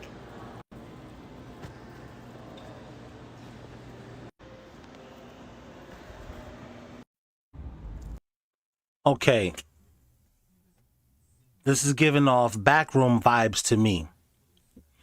The part of Oklahoma, well, not even, also in my hometown, back in New York, there's a big mall that we thought was shut down. Well, how about you? Is there this mall that it used to be popping back in the days, but like it's now like kind of abandoned, but you still see cars going in and out of the mall? Like one lone car will just go in there, like, you know what I'm saying? It's strange that my daughter, my 13-year-old daughter, she doesn't even live in a mall culture. But these malls are still open. So they still got to get their money. There's a creepy TikTok in there. And this is what I would do. I would start thinking of this and being like, Then I would do a little bit more research and say, why does the mall look like it's all shut down, but there's people in there when you go down in the escalators? Y'all leave it in the comments and tell me what y'all think about that whole mall, back room, liminal spaces kind of rabbit hole that we could put. Is there a rabbit hole, or is this just a weird chick? We don't know. I've been watching these creepy, scary stories that people are telling on TikTok, and I thought I would share mine. I don't really tell it often because people either don't believe me or think I'm crazy, but I promise this happened. This was 1986, and I was about 16, 17 years old at the time, and I was being raised by a very strict Czechoslovakian father. I was not allowed to sleep over people's houses. They weren't allowed to sleep over mine, and I definitely wasn't allowed to go away by myself. But like, we all do that now. Nobody ain't letting their kids sleep at somebody's house because we don't. Now we know. I don't know what y'all is on. But I'm going to just be polite and say, no, we don't really. But really, I don't know that you might try to do something to my kid. I mean, my son was like, yo, I'm going to stay over there. I was like, you can't stay over there, dude. Because if anything, even though that's your friend, if anything happens, her parents are riding with her. They're not riding with you. So now he was mad that I made him drive all the way home. But I could have potentially saved you from a 25 to life. Or a murder. Who knows what them people could have did. So This is more of the norm. Nobody's kids is sleeping over at nobody's house and anymore. So when my friend who had just gone to college told me that her roommate's boyfriends were coming up and that I could catch a ride with them to spend the weekend, I didn't think there was a chance in heck that I'd be able to go. But I said a quick little prayer. See, I was raised Roman Catholic, but I am now spiritual and consider myself a recovering Catholic. But I said a prayer. And my father said yes. Now that was a miracle in itself. But there's more. Go, spend the weekend. Everything is great. It's Sunday. We left a little later than we should have, so it was pretty dark by the time we were leaving. And we were on the road for a little while, and he blows a tire. Now, this is upstate New York, 1986, pitch black. There are no street lights. There's nothing going on. There's just farms, apple fields and stuff. So we remembered that it was about 15 minutes since we passed an exit, and we were going to have to walk. Bro, that sounds scary. Oh my God. I normally don't listen to these boring things, but she kind of looked like she was, whatever. Shout out to those of us who are from New York State, or even people who are from New York City who was getting money out of town and they know about upstate New York and the apple farms and all, just farms everywhere. And it's like no street lights. The only lights are on your damn car. Man, that's scary. That might be a dope little rabbit hole to go down. Those kinds of stories. Do y'all like hearing those types of stories? I don't know. Maybe I'll put a video like that together. Like some AI generated, something like that. And I don't know, man. As a creative dude, it's a lot of different. I'm not trying to brag. I'm just saying, it's a lot of different stuff that entertain people. You know what I'm saying? Let me don't say nothing. That's just a scary thought. Driving by yourself, or even just you and a friend on like this liminal space kind of a highway in at night. Back, because remember, at this time there's no cell phones. So we get out of the car, we start walking. Now, maybe one or two cars went by, and every time the cars went by, you would see snakes go in front of you, little rodents around. So I started praying like I'd never prayed before. I was petrified. I'm with two boys I don't know in the middle of nowhere, and I was petrified. So we are walking a couple of minutes, and we run across an exit. Now we all look at each other like, the last exit we passed was a while ago. There's no way we walked that far this quickly. But we head up the exit. And at the end of that exit was, all I can explain it was, right out of a Hallmark movie. It was a little town, quaint little town, but it was late, so everything was closed. Except this diner that was up at the end, and it was neon lights, an old train car, right out of a Hallmark Christmas. Damn, I know she's not lying. Not that I know that part of New York State she's talking about, but it's, man, driving on the highway. See, I drove from North Carolina to Washington. My wife, she flew out there. Her family flew her out there. Her Korean family, side of the family, flew her out there to, like, you know these Korean people with their businesses. They wanted her to run that business. So you go out there first, and then, I packed up the house, and me and the kids, we drove. Let me tell you, man, that was a 3,000-mile drive, and I was running into stuff like this. These little turn-offs where, or you can see the town from the highway, either the left or the right side, where it's just a diner light. And I gotta be a man. My kids are back here like sleep. Nigga, I'm terrified driving. I'm like, man, what a blessing that we don't need no gas. It's this is how horror movies start. And I was just, I'm like, man, the car wasn't as good as I wanted it to be. but we still, trekking it. Look how this lady face looked. That's how I felt driving all these miles. The daytime was good, but then like there's parts of America where there's nothing, and there's no cell phone service, and there's no street lights, there's no highway lights. It's just, man, it's very eerie. Maybe I'll do a video like that in the future. Y'all leave it in the comments. This movie.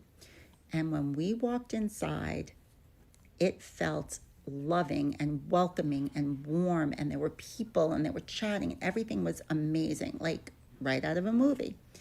So the waitress behind the counter says, "What's up?" And we explained that we had just blown a tire on the highway and we had to call AAA or whatever we were going to do.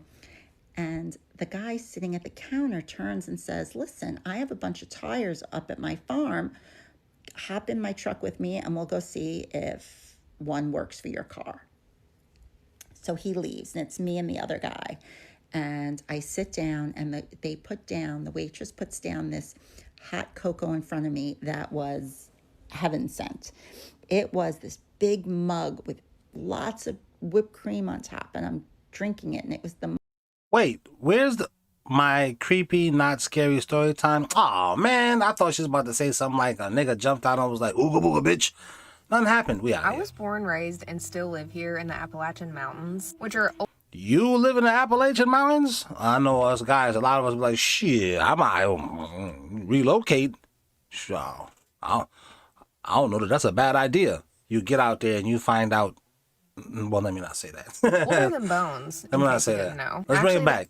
I was born, raised, and still live here in the Appalachian Mountains, which are older than bones, in case you didn't know. Actually, they're older than the rings on Saturn. Growing up here, you experience some unexplainable things. In part 1, I told y'all some of the rules or warnings that have been passed down over generations and generations throughout hundreds of years on how to stay safe when you're in the Appalachian Mountains. You already hit the main ones, like don't whistle. If you see something weird, no you didn't. If you hear someone calling your name but you know that you're alone, you heard nothing. Even if the voice is familiar, do not respond. Never respond, never interact. And that goes for whistling too. If you're out in the woods and you hear somebody whistle, do not whistle back. If you do hear somebody yelling your name or whistling at you, remember the closer it sounds, the further away it is. So the same way goes for the further away it sounds, the closer it actually is. Everyone keeps asking what I meant by don't look into the tree line. You can look at the trees, obviously, just try not to look through them too hard because you might see something you don't like. Singing in the woods isn't a great idea either. If you're not familiar with the area, never leave a marked trail. It's marked for a reason. If you hear a woman screaming or a baby crying coming from the woods, no you didn't. Don't go trying to find the source and trying to save the day. Just ignore it at all costs. It's not a woman screaming and it's not a baby crying, I promise. And if you want to sleep out under the stars, that's fine, go for it. But you build a fire big enough to burn through the night until sunrise.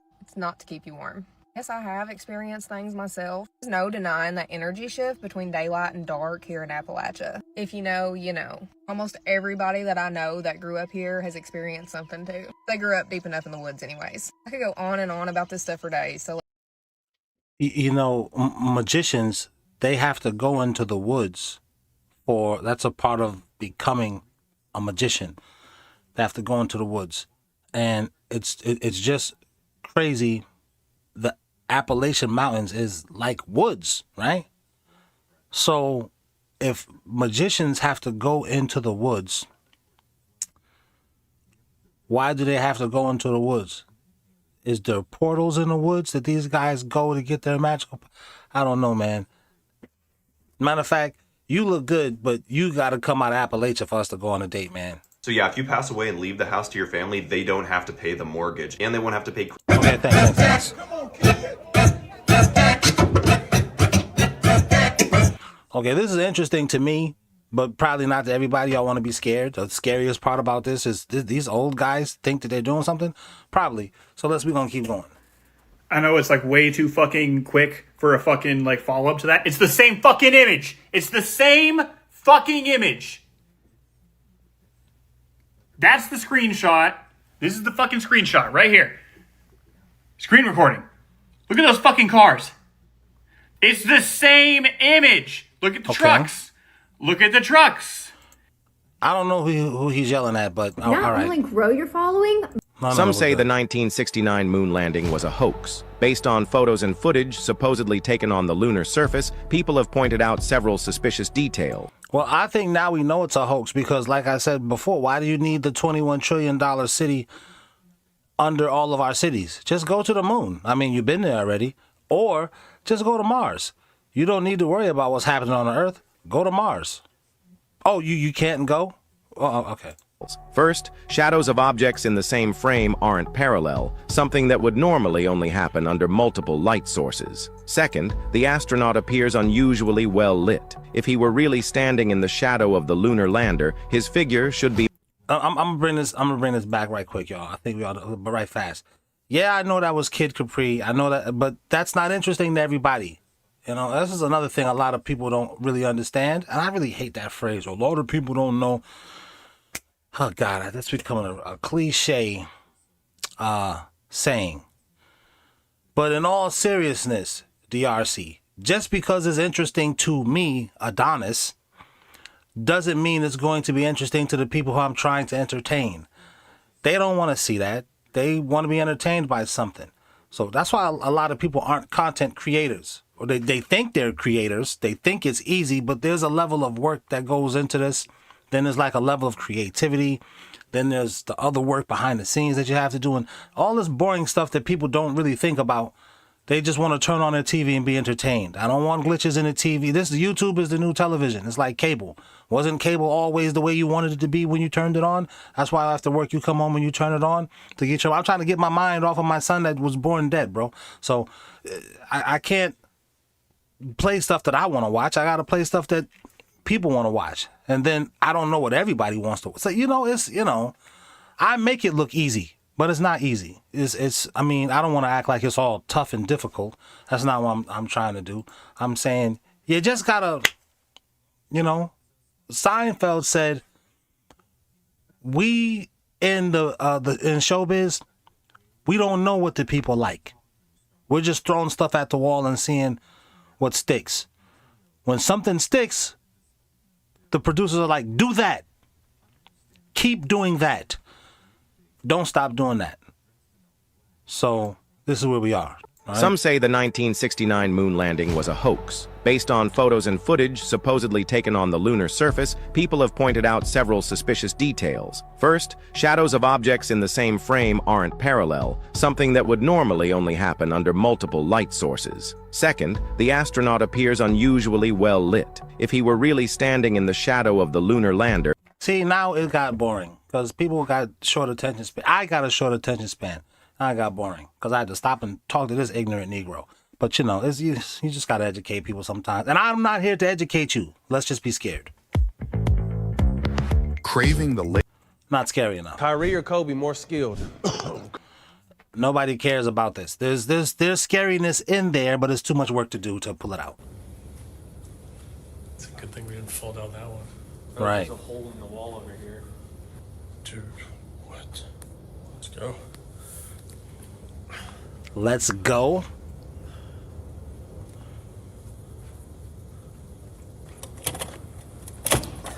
These are locked.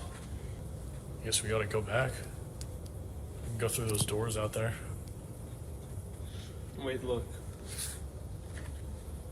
I want to try something. No way that worked. Wait, this looks like a maintenance hallway. Dude, there could be like an exit in here. Like emergency stairs. Smell that? It stinks. Yeah. So we just follow this tape? Look, there's a door right down here. Oh, dude, I was worried we were gonna have to walk in here for a while before we found anything. Yo, there's a card swipe on this door. Do you still have the card? Oh, yeah, here.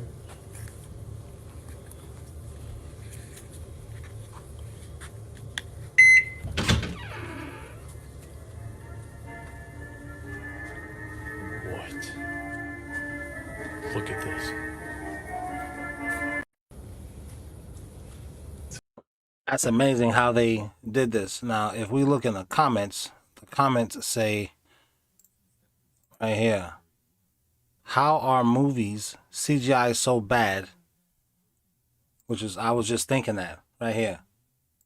How are movies CGI so bad now, and he can do this at home? Most likely, it don't even look like that. Like, it don't even look that bad. No, this doesn't look bad. This looks amazing, especially if he did just do this. I'm trying to see part 2 of that. Well, let's keep going. Thinking about selling your house? But Nah. This is one of the deadliest objects mankind has ever produced. Yeah, we know about that. Hi, I'm Maddie. Nice to meet you. What do you rate them? An 8.5. An 8.5. And that's what you gotta wait for, guys. You have to wait for the woman to smile, be inviting. Don't just say something to her in the comments. Yo, you look cute. She knows. She knows that. Thanks for telling me I'm cute. Whatever. Hey friends, if you want to hear something scary, don't scroll. So this story is about me and a girl who are not friends anymore, so I'm not going to use her real name. I'm going to refer to her as S in this story. So when I was 12 years old, I was living in a really small town where basically everybody knows everybody. And if you're familiar with small towns, you know that that means that, like, for the kids, there's not much to do. You have to go find your own fun, which usually results in you getting in trouble or doing something wrong. So honestly, a lot of the times, me and many of my friends would go on Omegle or Kick or... there was one more too, but I can't remember. That stuff didn't even exist. You had all of us kids had to find our fun. The fun was outside, is the difference. Your fun now is the internet. That's why I was saying my daughter, she doesn't even have a I want to go to the mall culture. She'd rather be on her tablet talking to her friends from school and across the world. It's insane. Can't remember. But this particular day, I almost said her name. This particular day, S and I went on Omegle and we were talking to this guy, this really fucking weird guy. So we're talking to him and he was friendly at first, but then things went downhill really fast. See? Weirdo guys? And I can't even be mad at these women who look at men like they're weird and creepy, because there's a lot of weird, creepy dudes who do weird, creepy stuff. And I know, weird, creepy guy, you don't mean to be weird and creepy. You just don't know how to talk to girls. But girls don't understand that. So we get stories like this. So thanks a lot, weird and creepy guys.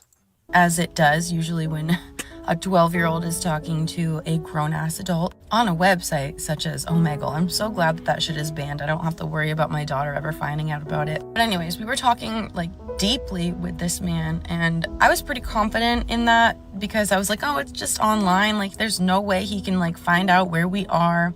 There's no way. Wrong, bitch. Anyways, the fucking, what made us hang up was when he was like, so how old are you girls? Blah, blah, blah. And we told him that we were 12 years old. And he said, ooh, I bet you guys are sexier in person. We were like, yeah. And then this motherfucker whips out his dick and just starts slonging it around in front of us and is like, you like that? We hung up so fucking fast. But little did we know that he actually already found our location. I don't know how. We were on her sister's computer. We were not supposed to be on her sister's computer. So I don't really know like what kind of location settings she had going on her computer. And it was back in the day too, where things were not as like securely locked down as they are now. I'm assuming it was relatively easy for him to find out where we were from. So anyways, after we hung up, we thought that that would be the end of it. We like... Spoiler, he didn't kill her. She's right here.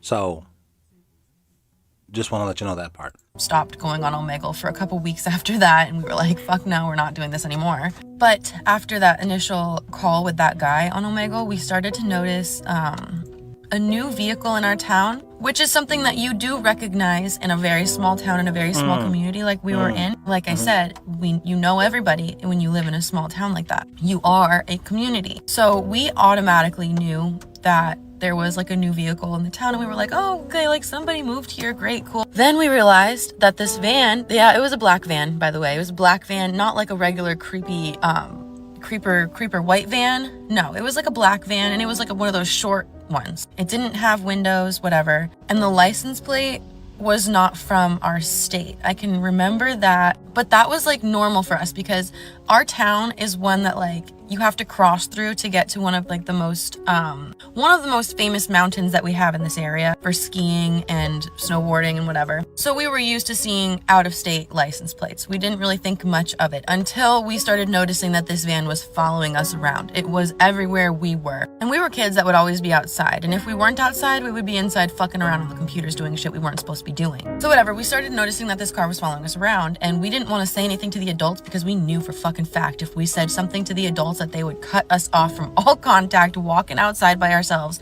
and hanging out more like we always do. And we did not want that. We were like, yeah, we can handle it ourselves, whatever. Like, whoever this is, that we're gonna beat them up, like, whatever. And oh my God, I remember the first time I ever got a glimpse of who was in the driver's seat one day when he was actually like following us down a busy street. It was on Main Street, so like there was people around, and I'm sure that that's why he didn't do anything that day. But when I saw that it was the same guy we were talking to on Omegle a couple weeks back, I was in shambles. I was like, this is like panicking, trying to tell her that that's who it was. And at first she didn't believe me. She was like, you're just paranoid. Like, there's no way that he'd be able to find out where we were.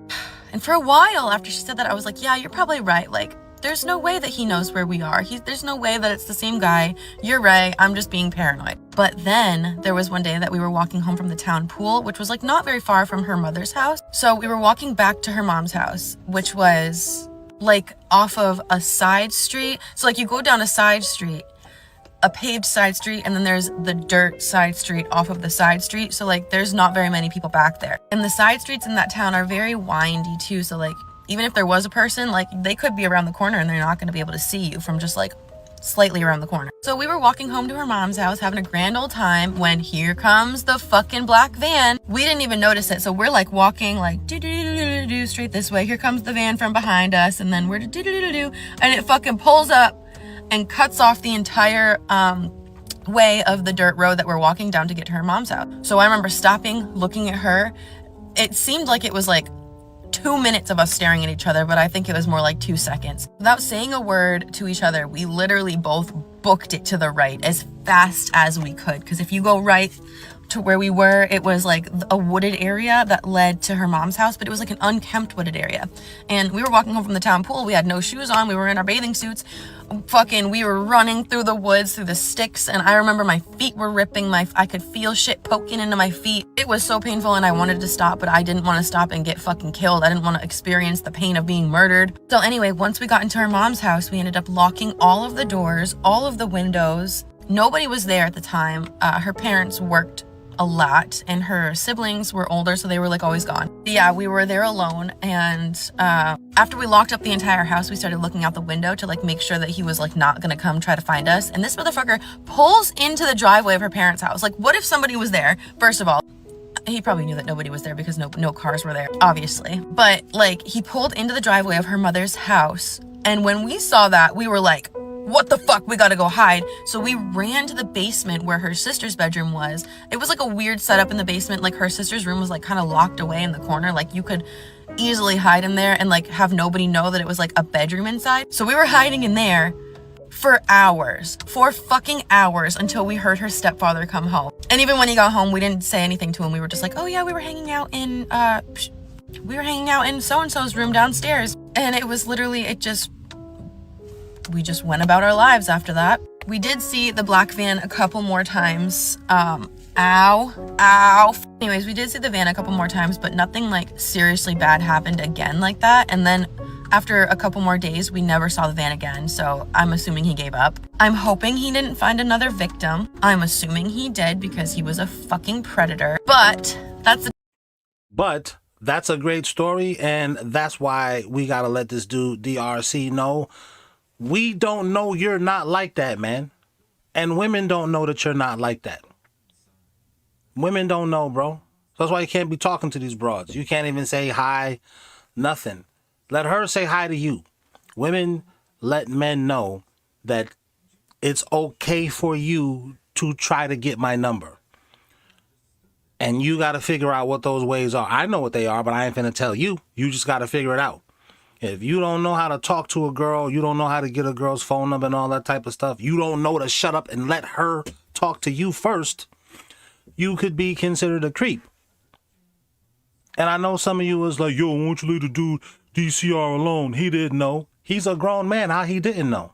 This is what women are thinking. How you don't know to do that? How you don't know to leave this girl alone? What you telling her she's cute in the comments for? We're not even here to do that. You see? We don't know that you not a dude like that. You and DCR are homeboys. Y'all be kidnapping hoes together. we don't know. Now he feel bad. Yo, I'm not your punching bag. Dude, dudes like you who be bothering girls give all men the bad rap. Even if we are married and we have daughters. Girls don't know which one of us are like that. You know? They just don't know. It was you, because you retracted your comments. Now you lying? That's how I know you on some weird shit. If it really was just, oh, I didn't mean to do that, you right, I didn't know, you would just own up. See, you's a LeBron James fan. I should just block you altogether, bro. I should. Matter of fact, I think I might. I think I will. The time that my friend and I almost...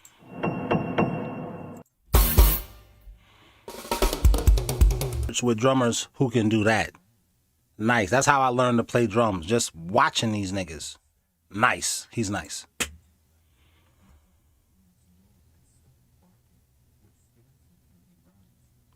Look at that.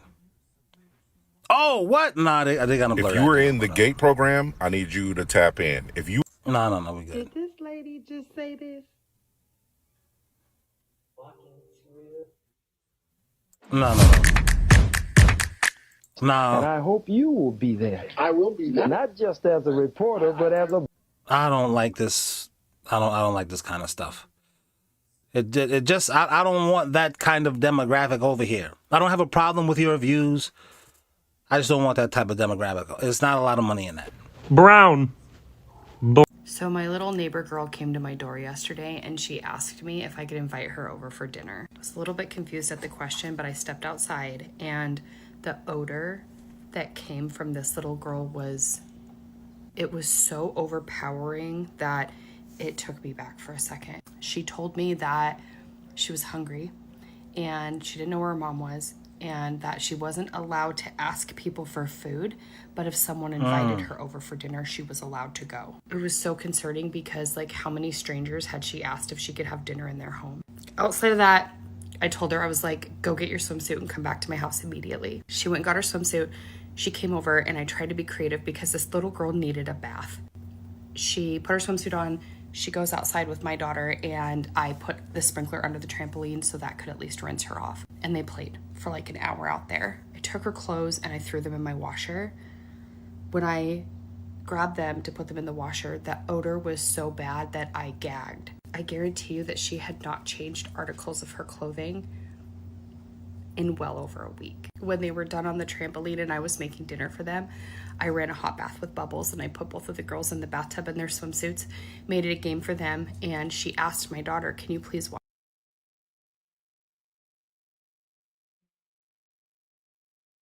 What in the world? Wash my hair. I asked her, how long it had been, and she said she couldn't remember the last time she had her hair washed. So my daughter washed her hair, and when she got out, I put clean, warm clothes on her. I gave her a hot meal, and while she sat there and ate, I sat behind her, and for over an hour, I brushed and detangled her hair. I don't understand how a parent can be so neglectful that not only are you okay with your child being out smelling the way that she was, living in those clothes where she's a little girl, she can get infection, there's so many things that can happen. But like the tangles in her hair, I just don't fucking get it. I told her to come to my house anytime she needs a hot meal. I told her she can come over to my house in the mornings before school and I will make sure she has breakfast before the girls go to school. Make sure she has clean clothes on. And it's really sad to me because in my brain, I'm like, we got to get people involved, but like, then I can't be that safe space for her. And I don't have faith that our systems can give that to her. I'm so glad that our house is a safe space for these children. And that's sad, man, that people will do kids like that. It's just appalling. That's why I had to get that guy out of here, that dude DCR. I had to get him out of here. You strange, man. You strange. And strange dudes like him will mate with strange girls like this, not this lady, but the mother of this kid this woman is talking about. They'll mate with those kids.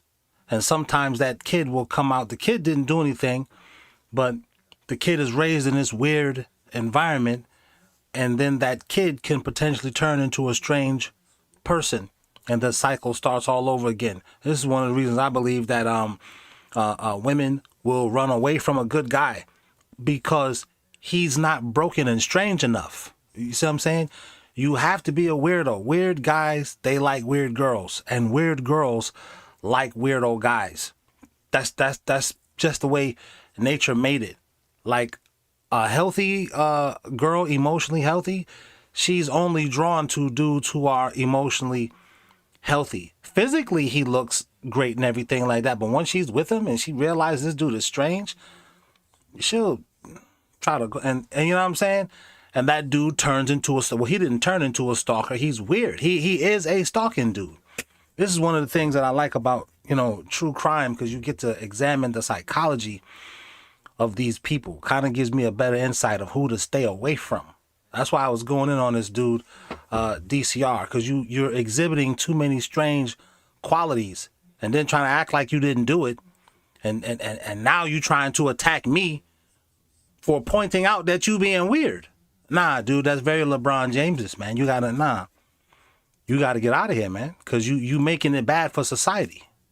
Are you a Christian? Definitely not. Oh, you're not a Christian? No. Are you an athist? Yeah, I'd probably say that. You're an atheist. And what does that mean to be an atheist? It means I don't believe that there is, I don't believe in a God currently. You don't believe in God? Don't believe in God. Do you believe that God exists? He might, but if he does, I don't know if we could know about it. Oh, I understand. As long as you don't doubt that he exists, you'll be fine. I don't know if he exists. I would doubt you if you said you know he exists. Really? Yeah. No, he exists. Yeah? That's for sure. Did he tell you that? Oh, yeah. Yeah? Oh, yeah. Are you a Christian? Yeah, that's the thing about, it's funny. If you believe in this, God doesn't have to prove to you. He don't have to do that. That's what free will is. You can believe what you want to believe, but something may happen that will make you say, okay. Wow, I was supposed to have died just then. Oh, okay. And you can't explain it, and that will change your perception sometimes. But if it doesn't, we're not mad at you. Just don't be bothering broads. That's we don't like that. Believe whatever you want to believe. Don't believe that bothering girls is good. That's wrong. You gotta go. So I've never been more terrified in my life, and I'm not joking. Okay. I was just running through the woods like I do every morning, and I passed this intimidatingly tall Asian man, and he was just singing this eerily peppy song about sunny days in the dark by himself. And as I passed him, he continued singing, and his voice was echoing off of the trees, and I could feel the hair on my neck standing up because I got the chills. Oh God, that's embarrassing. That was just a bird. Damn, he scared me. Damn. I'm talking to people in the comments, but I was like, oh, it's man. I'm going to bring that back right fast, okay? Because I was like kind of halfway paying attention to it. I was looking at this big part in the front of his head. That I'm like, what is that up here? That's his hair? That's got to be his hair. That can't be his forehead. Like he got water on his brain or something like that.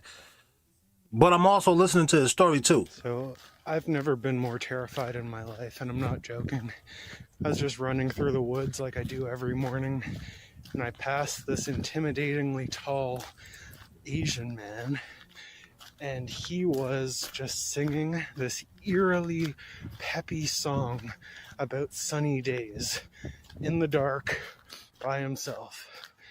And as I passed him, he continued singing, and his voice was echoing off of the trees, and I could feel the hair on my neck standing up because I got the chill. Oh shit!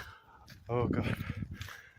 If he was acting, he really sold me that this story happened, and he thought he saw that man in the woods, but it was just a bird. He looked scared. That was just a bird.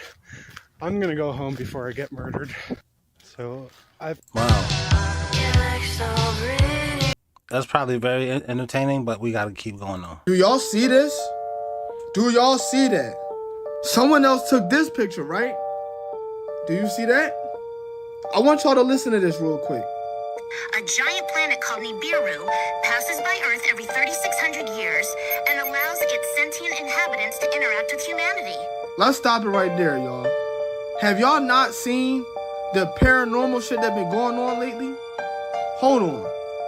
These beings, which Sitchin identified with the Anunnaki of Sumerian myth, would become humanity's first gods. My favorite internet encyclopedia says there's... This is on Scooby-Doo, nigga? Come on now. Come on now, mine. That's too much. Supposed to be a collision.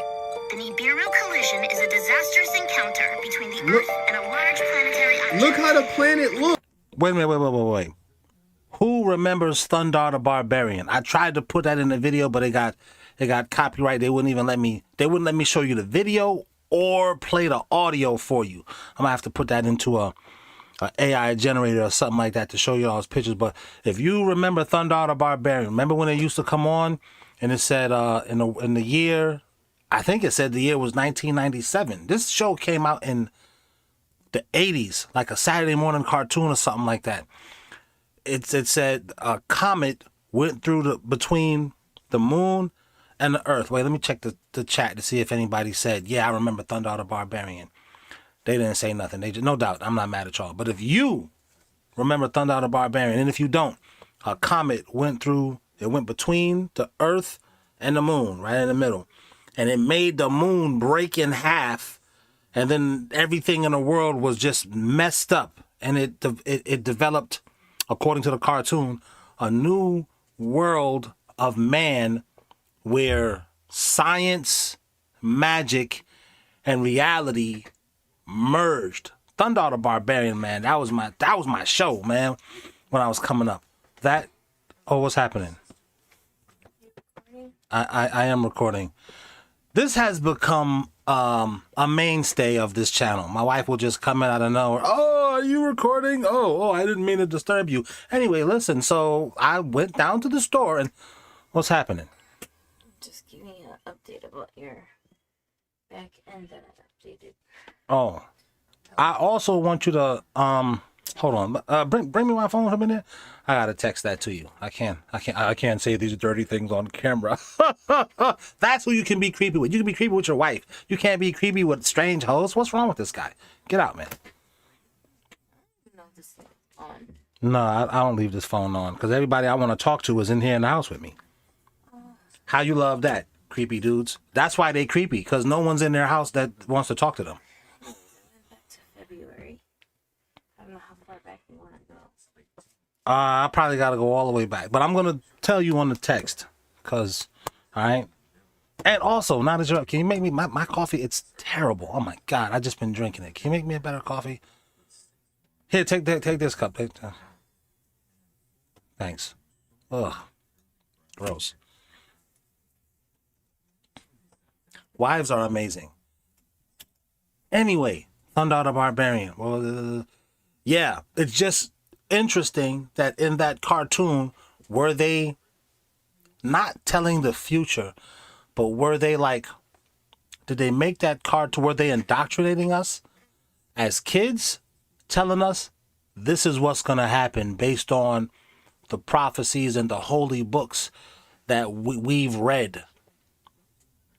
Not that we ourselves are even religious, but these are things we kind of have to know about if we're going to be in this knowledge. If we're going to be in the entertainment field, we have to be down with the program. I don't know, just seeing this on Scooby-Doo, talking about this stuff that I used to hear these Hotep type Negroes in my community, in the inner city, talking about. You know these dudes. Yeah, son, you know what I'm saying? The mirror with the Anunnakis. You know, you hear them niggas talking, you be like, word, the Anunnaki? No doubt. Oh, snap. I don't mean to talk like that about black. That's not all black people, and that's not all inner city black. That's a certain kind of inner city black person I'm talking about. But you hear them talking about that stuff, and you just like, whatever. And then you really see what they was talking about under the influence of drugs manifested on mainstream television. It's just a little, why? I don't know. Let's just keep going. Believers in this doomsday event usually refer to this object as Planet X. So of course when you go on Google and you look it up, they're gonna say that, right? But everything else is on point, right? Y'all see that?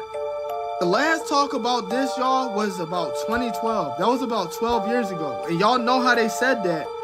The timing is wrong right now and everything is off. So what if we're just 12 years later? People also been stating that something been obstructing the sun rays, y'all. Look at this. Then remember how we keep saying that it's a shift happening, y'all? I think it's because of that shit, bro. And that's why I feel like it's been so many weird activities in the sky lately. Like, look at this shit, y'all. Like, what is that? This video is literally for entertainment purposes only. Damn. Don't you like sometimes wish, or is this just me, that this stuff, it was just entertaining? Like Star Wars. I don't expect for Luke Skywalker to show up because he's in a galaxy far, far away. And that happened long ago. You know what I mean? That's entertaining.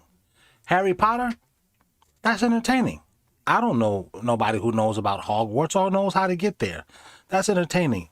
This is stuff that we're seeing every day, man. Something else. Every day is something else. When I first got into this genre, I was like, yeah, I can make a few bucks, whatever. I mean, that's kind of like X-Files, whatever. So, but now, it's. I wish it was just entertaining. What's it called? What did my guy in the chat just say? He said, self-fulfilling prophecies. Nah, those aren't entertaining. Not all of them. Unless a girl says to you, you know, one day I'm going to take my shirt off for you. Those types of self-fulfilling prophecies, but they don't happen that often. Imagine you want to create an automated onboarding process for new customers that adapt. I can't imagine that. Words have power. If you don't believe it, date someone who calls you dummy. You know what I mean? Oh, they're just sounds from a mammal. No, they're not. They're spells. We're casting spells on each other. I do this on stage as a stand-up sometimes. I point to someone in the front row, I go, that's a great shirt. You made a great choice of that shirt. And you can see, even though they know I'm just kind of joking around or making a point, it works. Sometimes I like to call other people me. This me is begging for change. This me is driving me to the airport. I find that useful. That's a way that language can. It's very trippy, and I don't expect everybody to sort of like sign on and start doing that. But I do it privately, especially if anybody's serving you or helping you, or you think you're like, oh, this is the flight attendant. No, this me just brought me a Sprite. Thank you. He's doing great. Looks nice. Instead of going, this flight attendant, look, that's a label we made so we feel okay about yelling at them that there should be more overhead space. Now that me is doing my best. Oh, I get it. I do. That's a good way of looking at it. I get it. And I don't even like this guy's comedy. He's got some sketches that have made me laugh and stuff like that. And some people who he's interviewed. And I think when he's been interviewed by Conan O'Brien, he said some things that were funny. But I'm not necessarily into his comedy. But I definitely like that, the way he put that. That's dope. Creepy TikTok user tales. Someone sent me an email, and in the subject line, it said the jewelry box. When I read the email, I was thinking, we have gone somewhere so opposite from where I thought that we were going. You should sit down.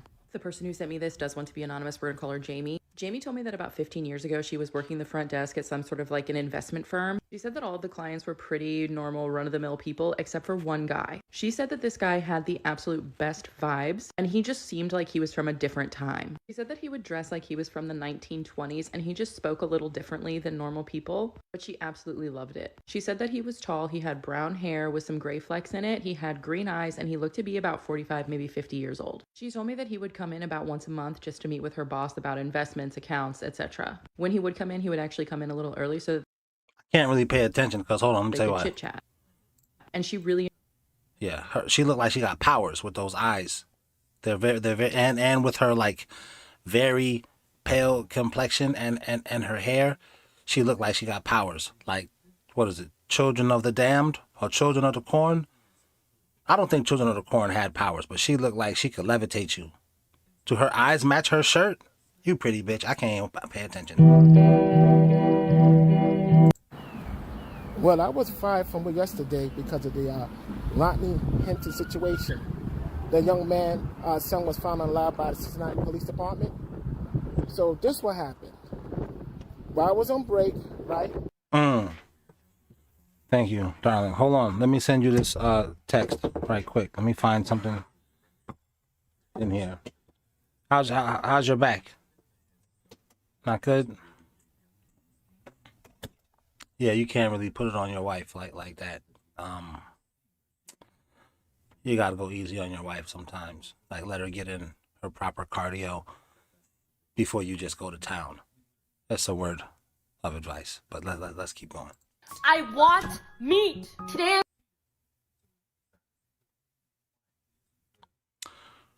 All right, let's get our minds out of the gutter, Adonis, and examine this creepy TikTok. I want meat. Today I'm gonna be making some chicken tenders. I actually only need to use one egg.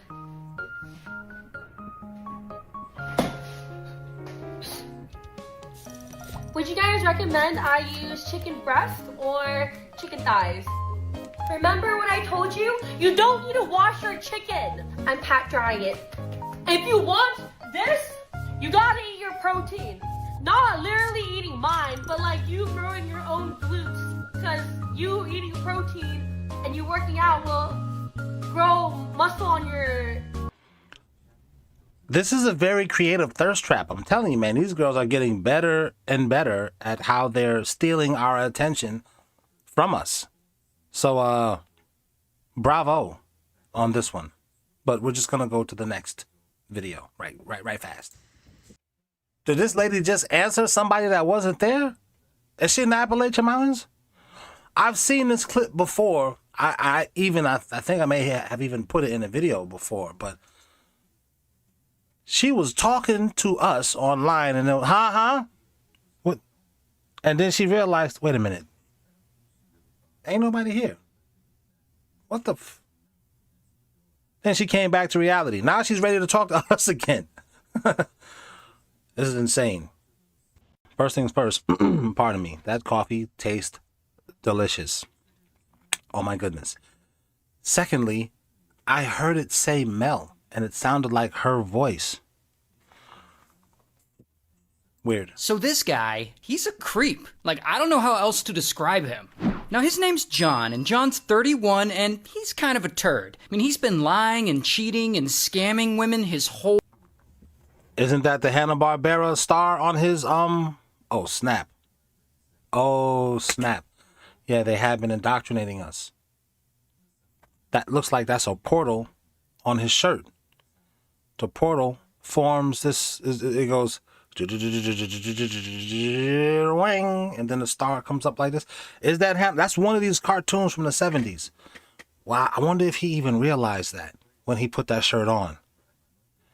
Man, y'all leave it in the comments if you remember what classic TV show has that intro. The circle that's creating a portal, a lot like Doctor Strange, how he does all of this and then he makes a portal. Right? And then stuff comes through it. Man, oh man, oh man. All right, let's just keep going. Sorry about that. So this guy, he's a creep. Like, I don't know how else to describe him. Now, his name's John, and John's 31, and he's kind of a turd. I mean, he's been lying and cheating and scamming women his whole life. But he gets away with it because he's kind of a charming dude. One day, his life starts to change a little. Because in 1990, he meets this woman, Tanya. And Tanya's 25, she's a nurse, and they date for a couple of years, and they end up getting married. And John eventually starts nursing school, and he becomes a nurse, just like his wife. But then, he screws it all up. Because he ends up cheating on her, and he gets the other woman pregnant. And of course, Tanya is pissed off, and she's hurt, like, how could he lie to me with so much ease? So she starts digging into his background to see if there's anything else he lied about, and yes, there definitely is. He had apparently lied to her about a bunch of stuff, including his age. Who lies to their own wife about their age? So Tanya's fed up, and she starts searching their house, and she finds a bunch of meds that she knows should never leave the hospital. So clearly, he's been stealing drugs from the hospital he works at and abusing them. So she calls the police and reports him. And so John not only gets his nursing license suspended, but he gets hit with a charge of felony drug theft. And John knows it was Tanya who turned him in, so he starts calling her and threatening her. Tanya, you enjoy your time left on this earth, okay? Because that's what it's going to come down to. But whatever, eventually, bam, police arrest John. Here's his mugshot. And he's sentenced to 6 years in prison, but this isn't even close to being over. Because John gets out after only 17 months, and he's gonna go terrorize some more women. So he eventually gets back in the dating game, and he starts pulling this whole scheme where he'll match with women on dating sites, and then he'll meet up with them, and then he'll steal from them. And over time, he gets a bunch of complaints and criminal charges over this. He also gets charged with stalking one woman. Bro is just an... He's a creep, and he makes guys look bad. Baby, you give love a bad name. That's why I had to get that dude out of here. Yes, to those of you watching this, you'd be like, yo, how come you kept picking up? Because I knew he was a creepy, weird dude. He had said some sideways stuff to me before. But, you know, I just let it roll off my back. Whatever, no doubt. Everybody has their opinions and everything like that. But then when he started talking to the girl in my comments and she didn't say nothing, but he kept talking to her, I'm like, yeah, I'm going to make his true colors come out. Because his true colors should have been like, yeah, my bad, dog. You right. You right. I'm just going through some things. And, you know, that was wrong of me. But in LeBron James fashion, he was like, yo, it ain't just me. I ain't do nothing. So anyway, that's why I got that guy out of here. And I don't like dudes like that because, like I've said, women don't know which of us is which. So I'm not really blaming the women for their, you know, negative feelings of the male gender. You can't even really blame them. Because guys, we know creepy guys. These dudes are not even attracted to us. He don't want to sleep with me. He just do or say stuff that's like borderline. Wait, what did you say? You want to do what? You like doing... No. Wait, whoa. Say that part again. You said you like to do what? Fellas, don't... There should be way more men in my comments being like, yeah, I had to stop talking to this nigga because he was a weird nigga. And it's our job to protect our women folk, our cousins, children, friends, associates who are women from these strange niggas. Isn't it? It's your unofficial job. As a human being, you just feel like, I can't let you do this to this lady. You bugging out. What's good, Pam Lewis? Yeah, I wouldn't just let... Pam Lewis was one of my peoples, and some dude was like, whatever. You know what I'm saying? And I know she don't want this type of energy from this guy. Most of us men would just try to step in. We'll do it subtly. Yo, Pam, what's good? Yo, come here. Where you was at, girl? Yo, and we don't even know the chick. A lot of guys would just do that. Wow, you clean up real... You just woke up. Why you already look like you ready? She came in here looking like... Who did it? Let me find out. Because I felt like a gremlin. It's... And I don't want to be a gremlin. It's 7 in the morning. Yeah, but so what? I was thinking about the baby. That's why I came in here. I was like, oh man, I got to get out of this headspace. You thinking about who? Did you not hear me? I didn't say I was thinking about my. reading. I was reading that. I was thinking about the baby. I like woke up and was like, you were too? I was thinking maybe this is my, because Grief is a funny nigga. He'll be like, oh, you know what? Don't worry about it. I'll be back.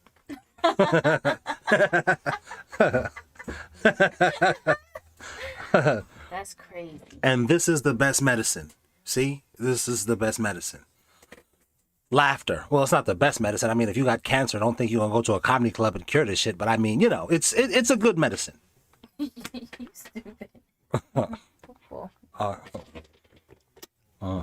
That's great. And this is what creeps are upset about, that they don't got nobody to do that with. So he want to kidnap you and tie you in his basement and be able to do that with you. She don't want you, nigga. Let her go. God damn. You want food? I could eat.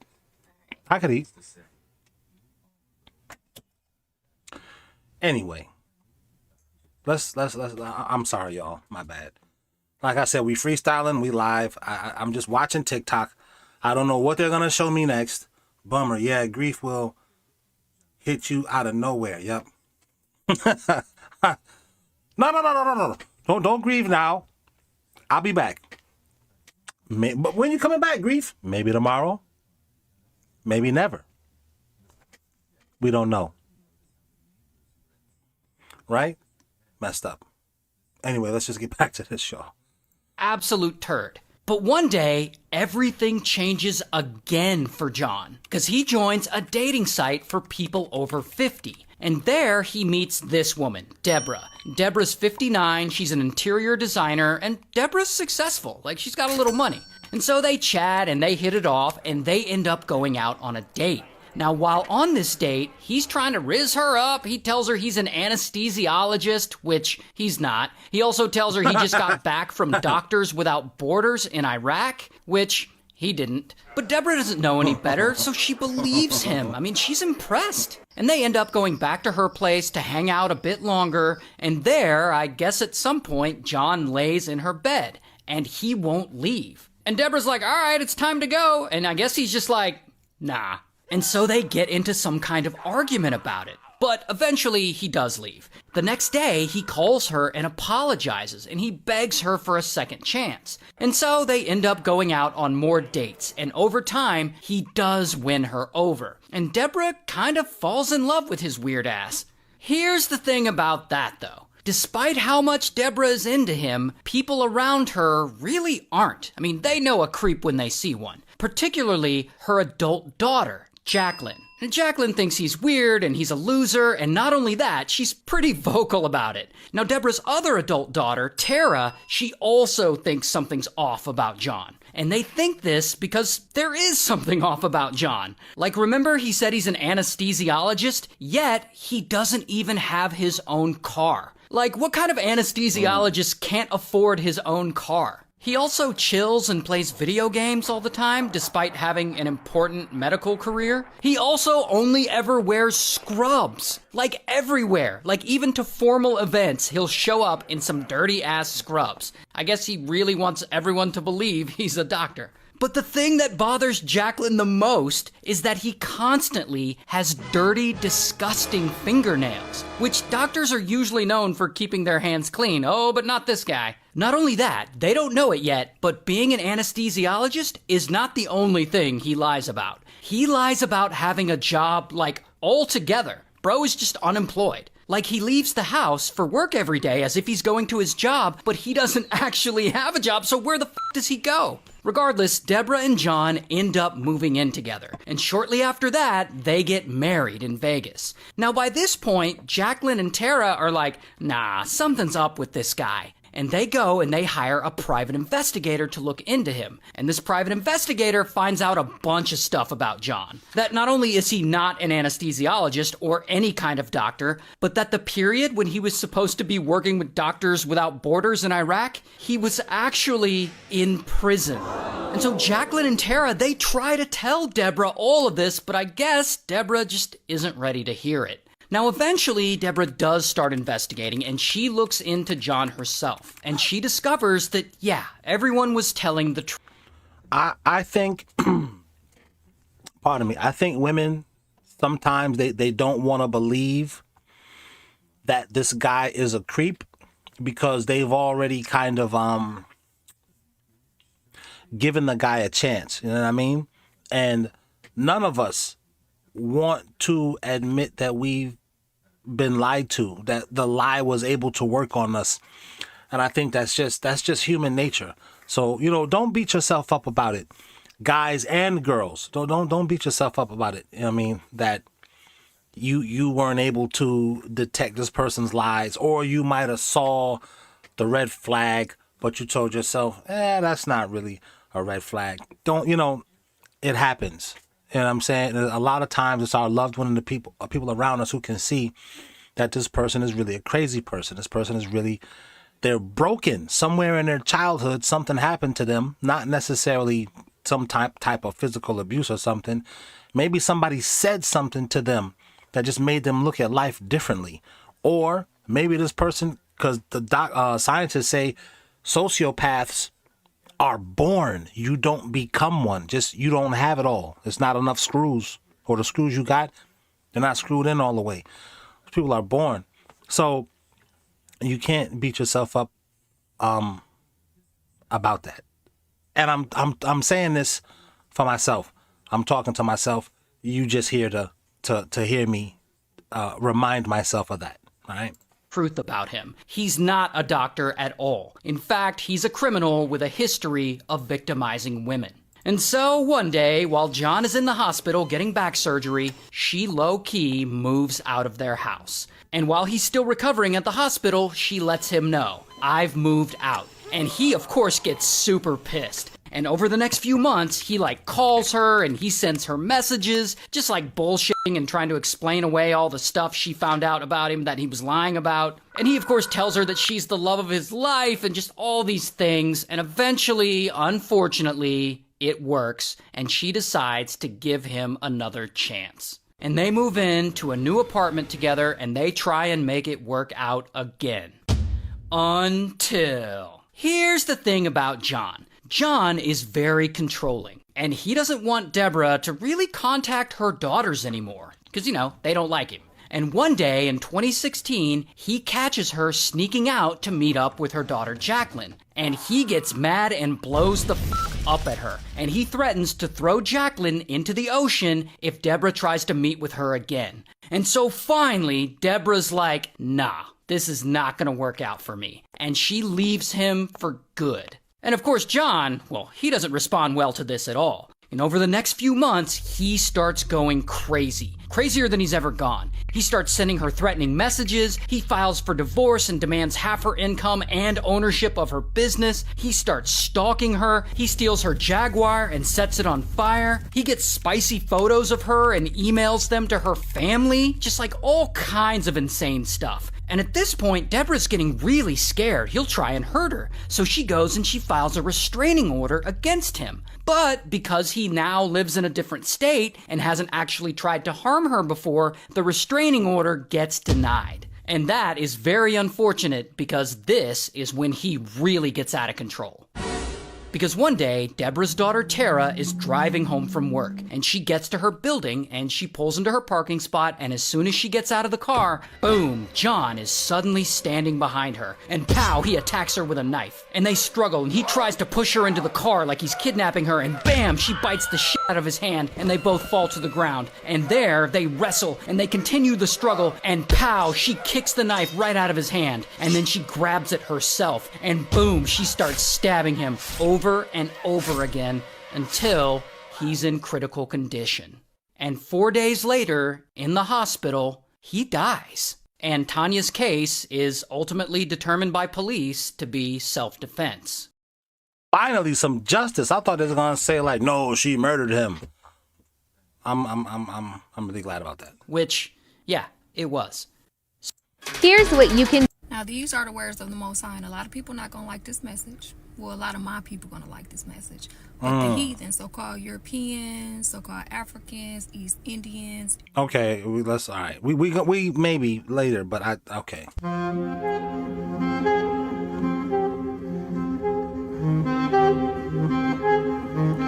This is probably really interesting too. Just too much reading. Get an instant vibe upgrade for your photos using Gradient.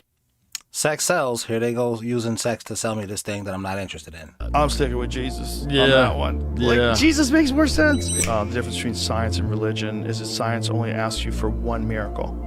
I want you to believe in one miracle, the Big Bang. Yeah. It's because it really is true. And it's funny because people would be incredulous about the resurrection of Jesus Christ, but yet they're convinced that the entire universe was smaller than the head of a pin, and for no reason that anybody's adequately explained to me.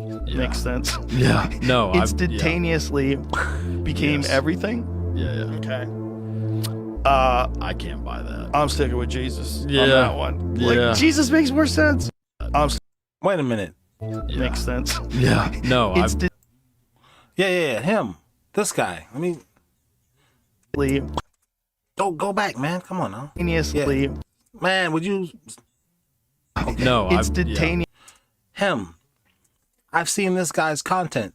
Is Joe Rogan just interviewing TikTokers now, along with famous people? I don't know. Well, this one time I was on DMT, I was blasted off out of nowhere, and these stick figure gesture. Okay.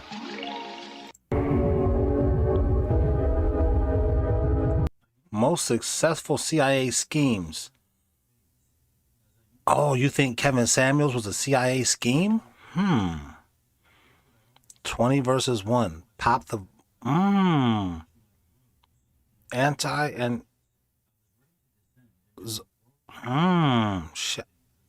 Wow.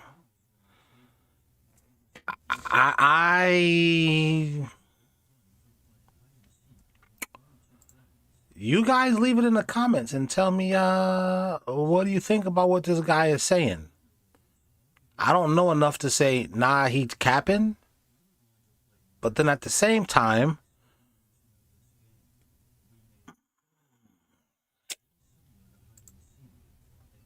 well, let me just not say nothing. You tell me what you think in the comments. I don't think nothing, YouTube. yeah. What's a remake that's so good that you don't even listen to the original? I'm gonna give you 8. Number 8 is E. My man looked like Amari Stoudemire and the dude from Big Mama's House 2. What's his name? He looked like both of them. This is the easiest way to make beautiful clothing as a... Thanks, I'm good. Did you make that shirt? Because don't use that app no more. My mother groomed me and my siblings when we were children, and we didn't realize it until we became adults. One of the biggest ways that she did this was indecent exposure, 24/7 around the house. It was always guaranteed that she would be on the couch exposing her private areas, and she would be touching herself. She would also walk around the house completely unclothed, and when we expressed our discomfort with this, she would laugh about it, and then she would continue doing it. She would always leave her explicit content for us to see. She would give us her phone, her old phones for us to have. She would never delete any of the content that she put on her phone. This content involved her with other men, her with other women, or just other men on her phone. She would purposely have partners over that she was intimate with and be as loud as possible. She once accidentally or on purpose, I don't know, put a hole in her wall, and that wall was shared with my bedroom, and she was even louder during this time. When I asked her to quiet it down or just please, I don't want to hear that, she would laugh about it and get even louder. She used to find it so funny when she was pregnant with my youngest sibling and I was about 12 around this time. She would dance around the house completely unclothed and she would be rubbing on her pregnant stomach. When we expressed our discomfort and we told her like this, we're not enjoying this, it's not funny and it's gross actually, she would just laugh about it and continue to cross our boundaries even more.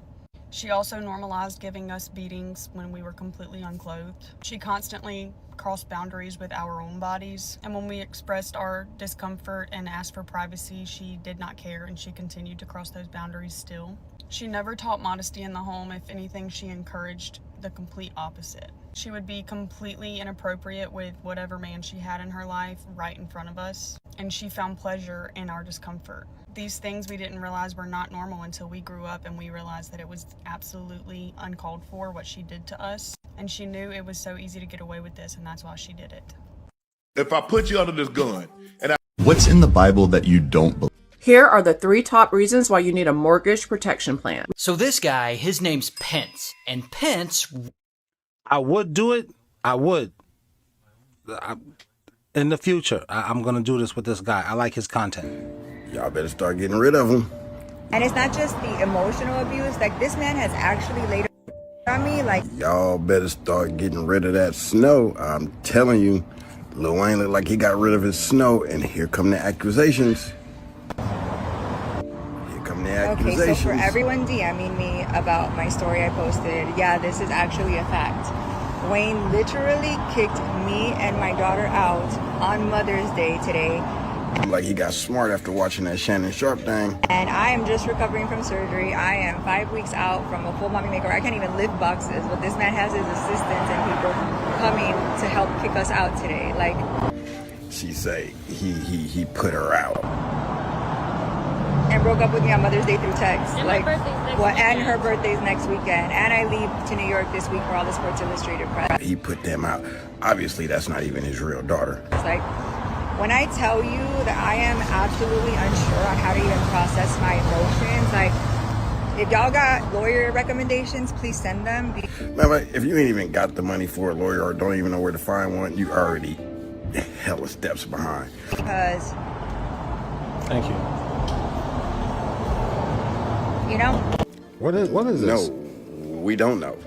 so Oh, this is a poached eggs, and this is. Let me show y'all this right fast. What my wife brought me in here. Can y'all see this? It's a poached egg, 2 poached eggs, some cherry tomatoes, and 2 pieces of sourdough bread. Needless to say, my wife has been watching a lot of white women cooking shows. No, I'm not disrespecting white people. Y'all just have a different taste palette. Look at my dude, Captain Dabs. He's a white guy. Oh, that's nice. What? That's a hearty meal. Bro, I'm going to be hungry as a mug after this. But what can you do? So with that, here go another white person. Dude, that looks good, man. What? Jesus Christ. You wanted to fry it, man? Yeah, you want to give me some more? I didn't drink any of this. No, I did. I'm just drinking it slow. I'm in grief right now, man. I was about to start crying on camera, but I had to start thinking of naked old people, and I came back to reality. You know, naked old people, everything is sagging. Like, oh, girls. That would make me cry thinking about naked old people. Well, that made me be like, oh, yuck. Okay, let's focus. Let's get it together. Anything else in the kitchen? No, thank you very much, darling wife. Okay. I hope it doesn't taste like You heard that? She said, I hope it's got some flavor to it, because this is the way Ingrid said to make it. All right, y'all. Now you made me hungry. There's another white person. Shout out to my guy Christian. He says, nice, I got microwave crap. Yeah, you're right. I shouldn't be. I'm not complaining about the stuff. I'm just, I'm making light of it. If I don't laugh, I'm going to cry. All right? So we're going to do this again. Sorry I hadn't did this in a while, man. I'm going through some stuff mentally, emotionally. Guys, we can go through stuff. Even black guys from the inner city. We go through stuff. I wasn't crying and sniveling. I mean, you just be thinking about stuff and you'd be like, man.